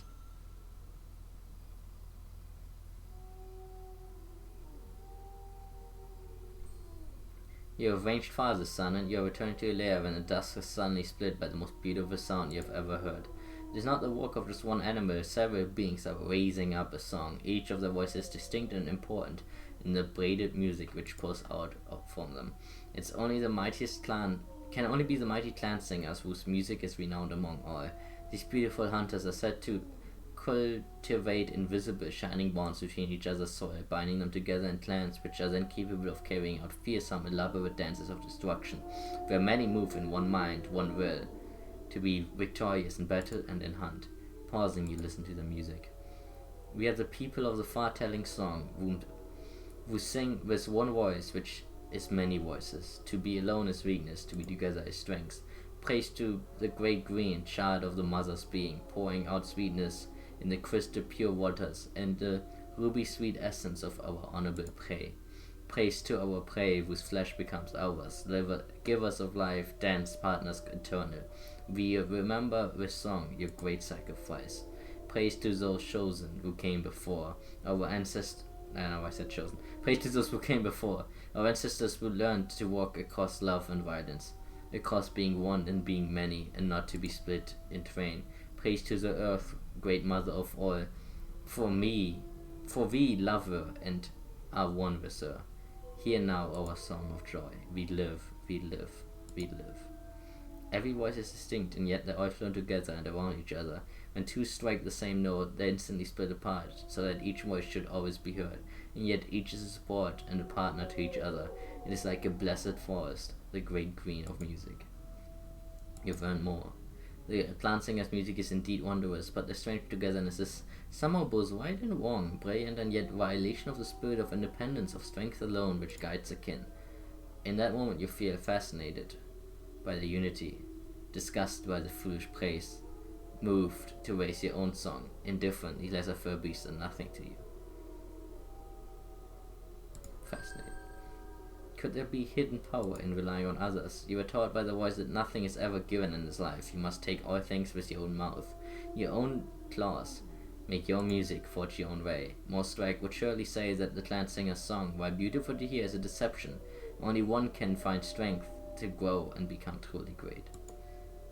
And yet, the thought crosses your mind that perhaps they're wrong. Perhaps you could somehow benefit from binding yourself to another. But no saint rag would willingly enter into either debasing servitude or constraining leadership of another entity. To even entertain the notion that the singers have something to teach a drag marks you as either a brilliant iconoclast or a weak, self-destructive fool. Time will tell which is the case. For now, you're content yourself to listen to the music, which all agree would be wondrous and beautiful.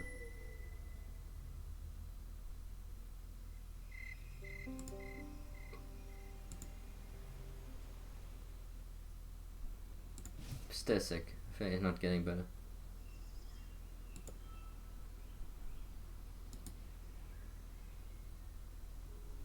I guess I'm hunting, but I'm gonna hunt these fucks.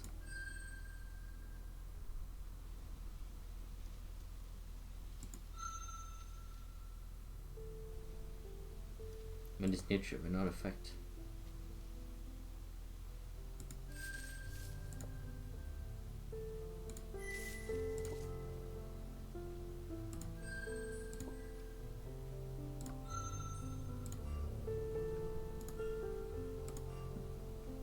I'm gonna get unlock them soon anyway.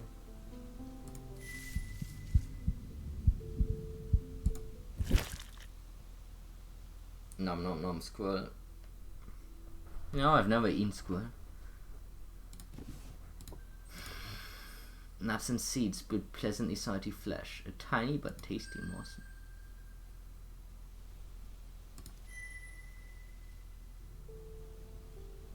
Favors you. It would take longer.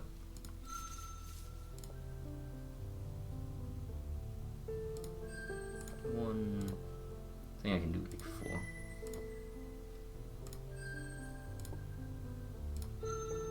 Yeah.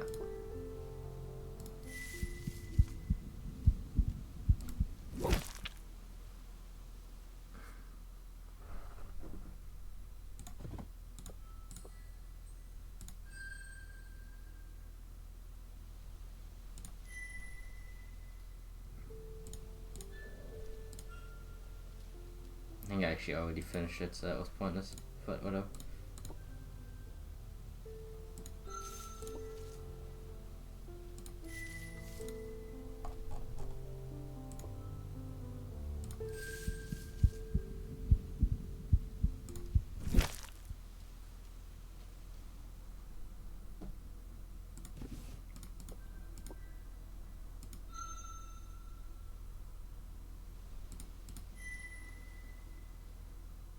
We are the people of the thousand vertical voids. Our claws sink into tree skin, with love we embrace them, our homes, our protectors, our seed-giving benefactors. We are the children of those who are eloquent in their silence, bridges between infinite below and infinite above. In their arms across the light fingers we dance. This is our way, the good way of the treatise. You've mastered the way of the treatise, and you're born with the elements of growth.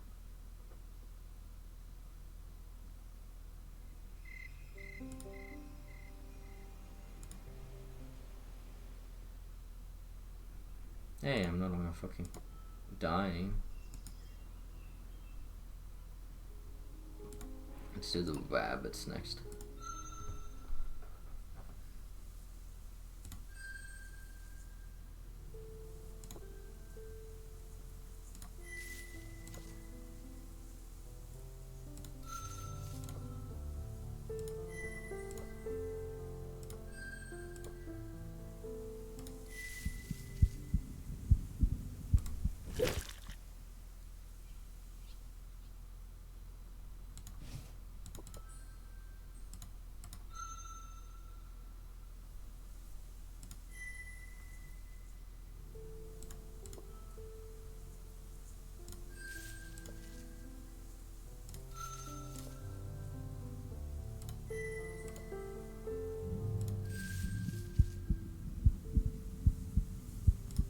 Shit.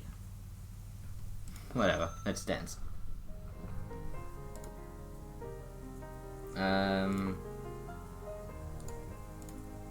He has one water attack.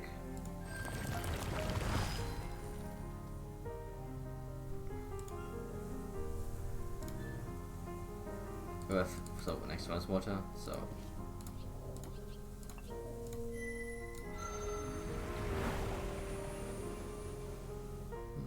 Oh, so that means I did finish it. I think when you can see it, that means you finish him. I'm pretty sure that's what it means. Handsome and perceptive, these Furbies are hunted by large predators for their tender flesh and hearty essence. Despite this, they continue to thrive primarily due to their exceptional senses, especially those of feelings, and powerful hind legs which propel them across the ground with great alacrity. Mothers of escape, they run in confusing patterns, have no long tail disease, and quickly disappear into their underground lairs when threatened. Oh no, this means that it's finished, so it's not finished. These agile Furbies befriended trees in ages past, and their friendship has been fruitful indeed. While quick enough on the ground, trees flow up and down tree trunks and dance on the branches almost effortlessly. They also sport thick, luxurious tail which are used in communication and confuse pursuers. As one would expect, they are never far from their boy allies, favoring woods and forests where trees are plentiful. Their flesh is slightly savory, though there's not much on their little bodies, especially before fall.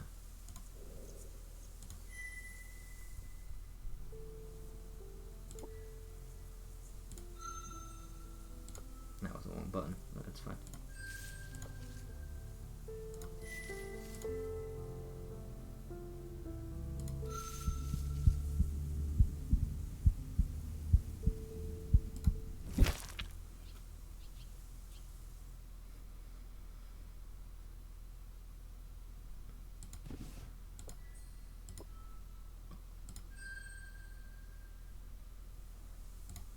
Did I finish him? Yes, I entered the womb of the Great Mother, feeling the soft fur, the love of many brothers and sisters. I leave the womb and am reborn, the wind in my ears, the lush and verdant feast before me. May we all return to earth and sleep with her perfect body. May we be reborn with each departure. This is our way, the way of the good way of the long years.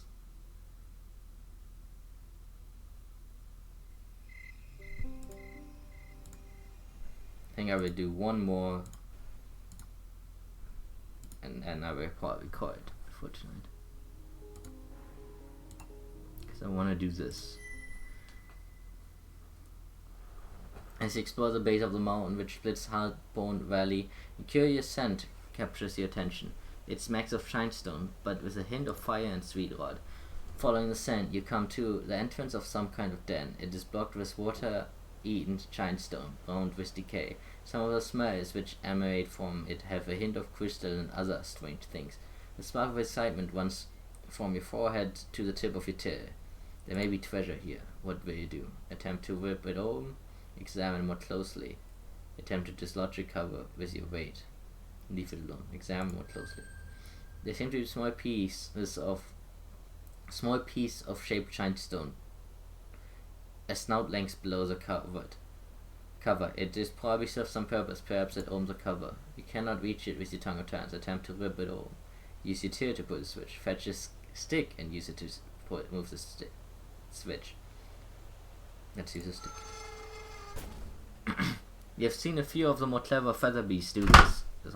A stick grasped in your jaw can sometimes be useful for dealing with small spaces. It takes some time, but you manage to press a small shinestone bit, and the cover swings open. With a groan, it falls off its hinges, time having eroded its joints to a breaking point. What will you do? Once you reach the bottom of the shaft, it levels out. With some difficulty, you have managed to turn so that you are moving snout first. There is almost no light here, making your eyes nearly useless, but traces of interesting scents abound. There is something below, as well as a trace of small Furbies moving through the area. You have made only a little forward progress when you sense something in the darkness before you. It's a bear tail, one of the tribe of small Furbies renowned for their keen senses and knack for survival, even against great difficulties. There is something very strange about this one, however, something both wrong and right. Surprisingly, it does not flee from you, but it approaches and calls you out to you with its might. 1 and 1 combined into 2, 2 and 2 combined into 4, 4 and 4 combined into many, by the enlightened mind I bear, which can grasp even number, and in the name of survival this one brings warning. Danger awaits in the abandoned lair of the others. Guardian, living and unliving, bar the way below. You attempt destruction by your presence. Do not threaten. We do not threaten, we only advise great kin to be. You've never heard of a mere bear tail able to communicate in such a way. Normally their thoughts are shallow and easily understood. What do? Ask about the strange air. Ask about itself. Ask about whether the treasure below consume the creature. Dismiss it. Ask about the lair. You tread within the stiff, sharp bones of a walk lair of the delvers, the sun-fearing, two-legged takers from below. Though they are gone from here many turnings ago, their twisting of the great mother's body remains, resisting the healing breath of time. The burning ones and the servants from among my people remain. Tread carefully, this lair hungers in dangerous ways.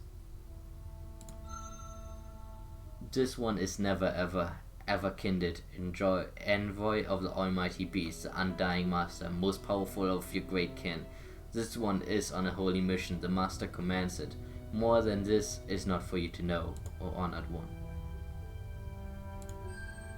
Perhaps, but there's also danger. Know that there is no treasure in all the world which is worth trading for the destruction of the self. So has the great one spoken, and so it is. Dismiss. Better makes a low snout gesture of submission and respect, and then retreats into the darkness. It leaves not even a scent trail behind, which is slightly terrifying. A beast without a scent is a defiance of all that you know to be true.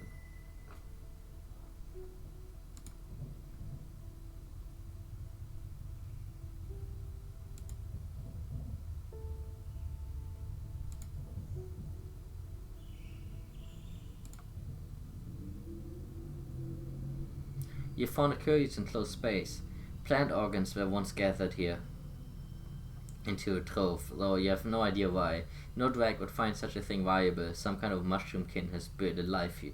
Then, glowing towers like living treasures extend into its reach through the compartment. It seems to beckon you forward. You've heard that beings such as this are widely unpredictable. Some are harmless, even beneficial, and some are terribly poisonous. Sky-shaded flecks of the fungus drift lazily through the air. A strange tang creeps through the senses. In order to investigate this further, you will need to breathe in the prongy flecks of the strange fungus here. What will you do?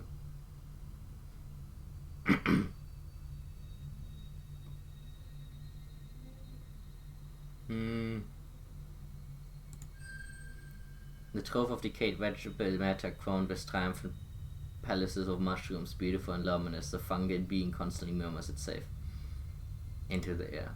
What will you do? Search through the burn the fungus with your breath. You wage up a large quantity of fire seed and breath it out all over the fungus. It takes several applications of flame before it finally dies. Twisted corpse emits a fine wisp of white blue smoke which curls into the holes of darkened air. Everything else has been perished in fire. There's nothing of value. Well, needs to kill the fungus.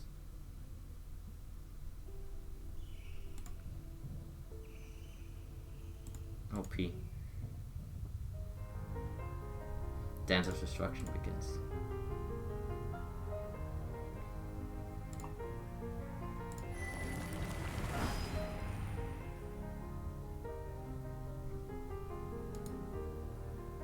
Air.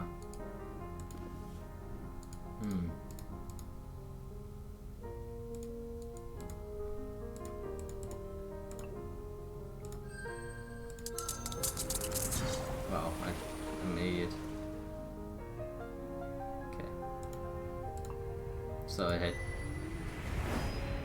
air, water, probably air, water, air, water.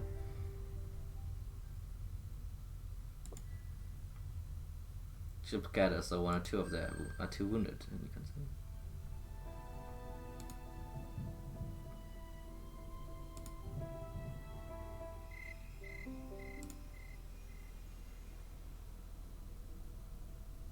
Cannot see it, but you fear a new sun is risen above. Time flows on.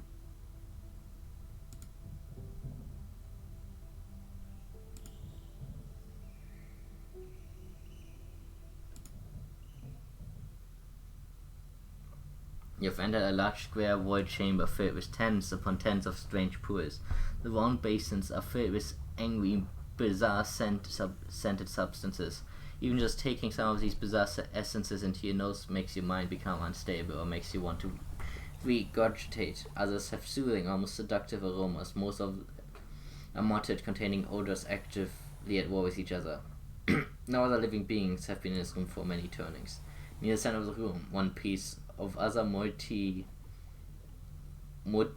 mutilated rock rests a large piece of something like shinestone that smells far more acrid. Most of the pools seems to have at least a trace of the scent of this strange thing in them. Leaf, by the way, came in, try dipping. There's a hidden option if you're any stronger. You cautiously dip just a single feeling feather into one of the solution, it blackens, versus like leaf in the breath of an elder dragon. Apparently, at least some of these liquids are highly dangerous.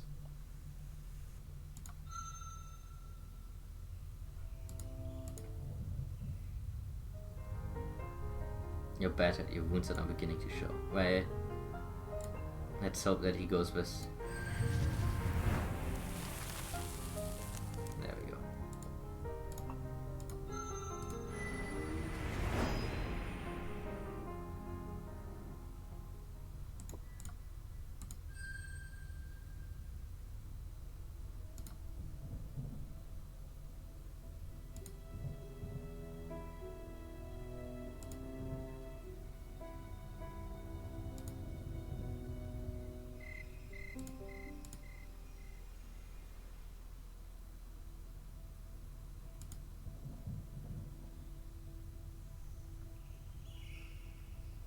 Is this looping? No. This revealed passageway is dominated by many talons and fangs wrought of pure shinestone. A warm crimson light spills upwards from below. What do? Climb down the shaft. Drop a shiny object down the shaft. Right. I don't have a shiny object. I'm not gonna climb down that. You small say discarded shinestones look like something has been chewing on them, but you could make acceptable addition to your trove. Thank you. Now I have a shinestone to open on.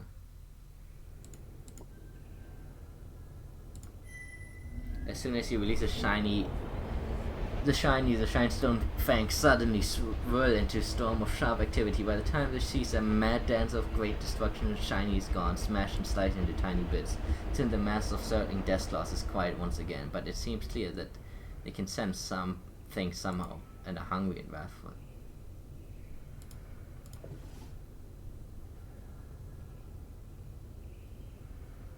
Very, very slowly. With your feather standing on end, in fear of anticipation, you reach out far downwards at a pace slow as a tiny slime shell slides up a blade of grass. The fangs and claws remain safely dormant. It seems as though they react only to quicker motion.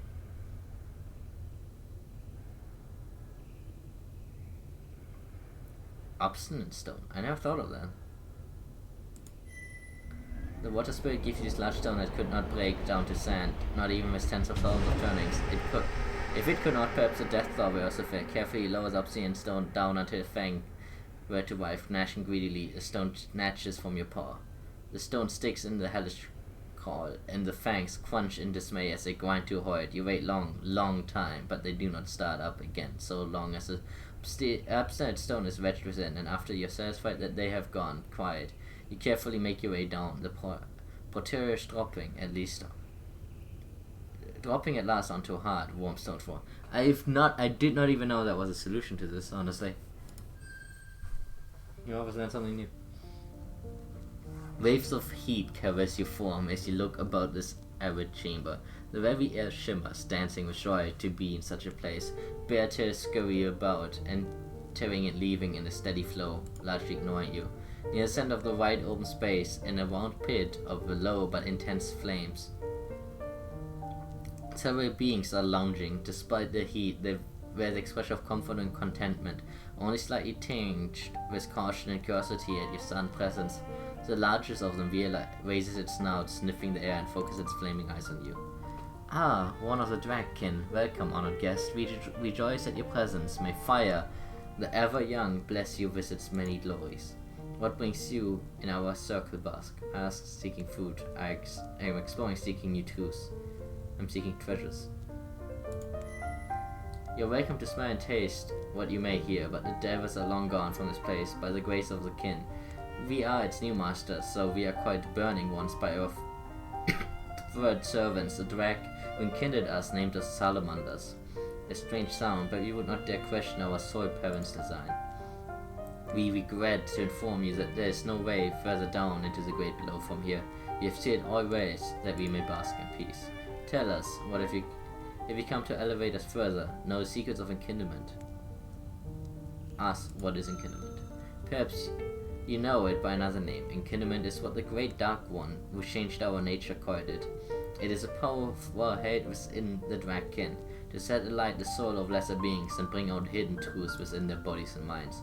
Before we were enkindled, we were mere water beasts, scrabbing about in shallow pools for subsistence. Now that we are enkindled, we bathe in fire, our bodies have become larger and stronger, and our minds comprehend many things which we could not before. After our enkindlers purged this place of the others, we were named its inheritors. Tell us, have you come to elevate us further? Confess that you do not. Sama looks accents, tears limped in disappointment. Ah, perhaps such things are beyond the hatchlings such as yourself, and you have no news of our enkindler, the great Dark One, either, I suppose. No, well, a visit from the Dragkin is a good omen in any case. Have you any dealings? Ask about the drag. Ask about the better. Ask about their wisdom. Ask. Okay. Ask about the drag. Ah, most sacred uplifter, revealer of the new past, bringer of terror to the others. The drag, when kindled us, had armor like the sightless depths of earth, which light never knew, and a mind voice which burned like ice, stabbing through our soul. It bore scars, many, many scars, one in countless battles with the others, whom it hated. Indeed, even the strange magic of the devils withered before our great master, and they fled in terror. The Dark One stayed here for a time, and enkindled us in its presence, finally moving on. Many turnings later, the Delvers attempted to regain the strange arcane face which it had lost, but we thwarted them, and now their face remains our most prized treasure. In exchange, we keep great threats away and allow them to take our leavings, which they combine with various things to make a black substance which reacts violently when introduced to fire. It does not harm us, but other beings are severely damaged by it. In our way, perhaps we are slowly enkindling the bear tails. Have any further dealings with us, newborn? Ask about this bear tail. Indeed, even the strange magic of the divers withered before our great master, and they fled in terror. The Dark One stayed here for a time, by a presence finally moving on. Yes. The divers attempt to regain the strange face, while now their face remains our most prized. Yes, they have perhaps more than we. I don't know why that is again, but anyway. Yes. There are many, perhaps more than we would ever know. This particular clan has found usefulness in our eyes. They bring us small things, and more importantly, the black firestone we rest on, and which carry and sustain our flame. We also dine on them when we hunger. In exchange, we keep greater threats away and allow them to take our leavings, which are combined with various things to create things that explode. It does not harm us. Have any further dealings? Ask them, share wisdom with you. Long have we discovered with one another, both with body in fight and when. Long have we discoursed with one another, both with body in fights and with mind in song, on the nature of the blessed fire which we now bask in, as we bask in water. We can impart some of the fruits of our dialogues, but in accordance with the way of the drag, we will only do so if you give us shiny things, because I'm too shiny. The Salamander regale you with their beliefs and experiences in becoming beings of fire, and while much of it is not of interest, a few of the songs do grant you a deeper understanding of the element of hunger, rage, ambition, and strength.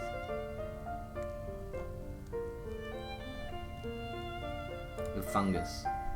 The cursed interloper, all of the bear tears we have sent to destroy it return tainted by its presence. We cannot even eat them for fear of infection, but only burn them to ashes. If we could, we would destroy it, but drawing close enough to do so is a great risk. If one of us were to be taken over by its invisible hatchlings, it could mean the end of the salamanders. Stay away from it, kin, and do not take into your body anything which is its terrible cerulean taint. When you inform that you have found the fungus away, they thumb the tears with joy. This is good news indeed. In exchange for destroying that menace, we offer some of our lesser treasure, as well as advice. Seek purification for yourself, as you may be tainted by its evil. We know of no cure for the blue curse, but perhaps a greater kin may know.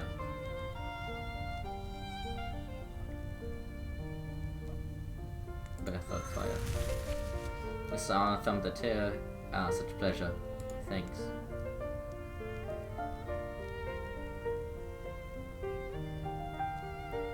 It has been many turnings that we fed the blessed heat of kin on our bodies. Please do continue. You blast forth an intense shed of fire, bathing them all in the best of your ability. The flaming beast closed their eyes, tongues rolling out as they bask in the heat of your breath. When you at last finish, the leader takes a small piece of burnished shinestone from the trove and flings it at you with a few thoughts of gratitude. It's almost too hot for you to end at first, but it's very shiny, if small. I guess it was. I didn't actually know it was going to lead to anything, but hey. I can challenge him. We acknowledge your right to do so in accordance with the way of the blessed drag, but in accordance with the way, we will fight for what is ours. Our great treasure, the faith of the others, carries powerful magic and memories of the victory of the Delvers. Your waste may be great, but you are but a hatchling and we are strong. We truly risk your body in combat with ours. Once the dance of destruction has begun, we will acknowledge no end but destruction. Sure face him. No idea how strong. Oh god. Maybe this was a mistake. This was totally a mistake.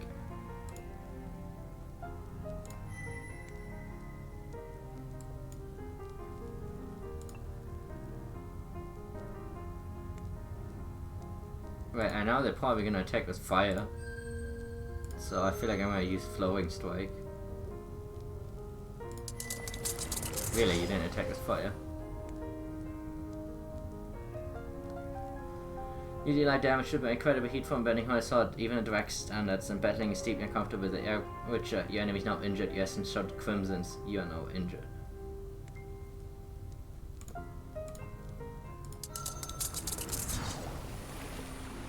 Whew! I think I didn't die. That was close. Look at me. The leader slain. The salamanders present you with a treasure. Have mercy upon us, O great Dirac. Though small, you are strong. Take our treasure and leave this lair to us and our servants. Nothing here remains for you. Fuck me, I almost died there. The Delver's artifacts bear some resemblance to the flattened face of the mature no-tear givers, converted into a baffling material and somewhat peeled away. It smells downright bizarre and it's hard to imagine that it has any real value, but the burning one's treasure it's seemingly indestructible. So I'm fucked up.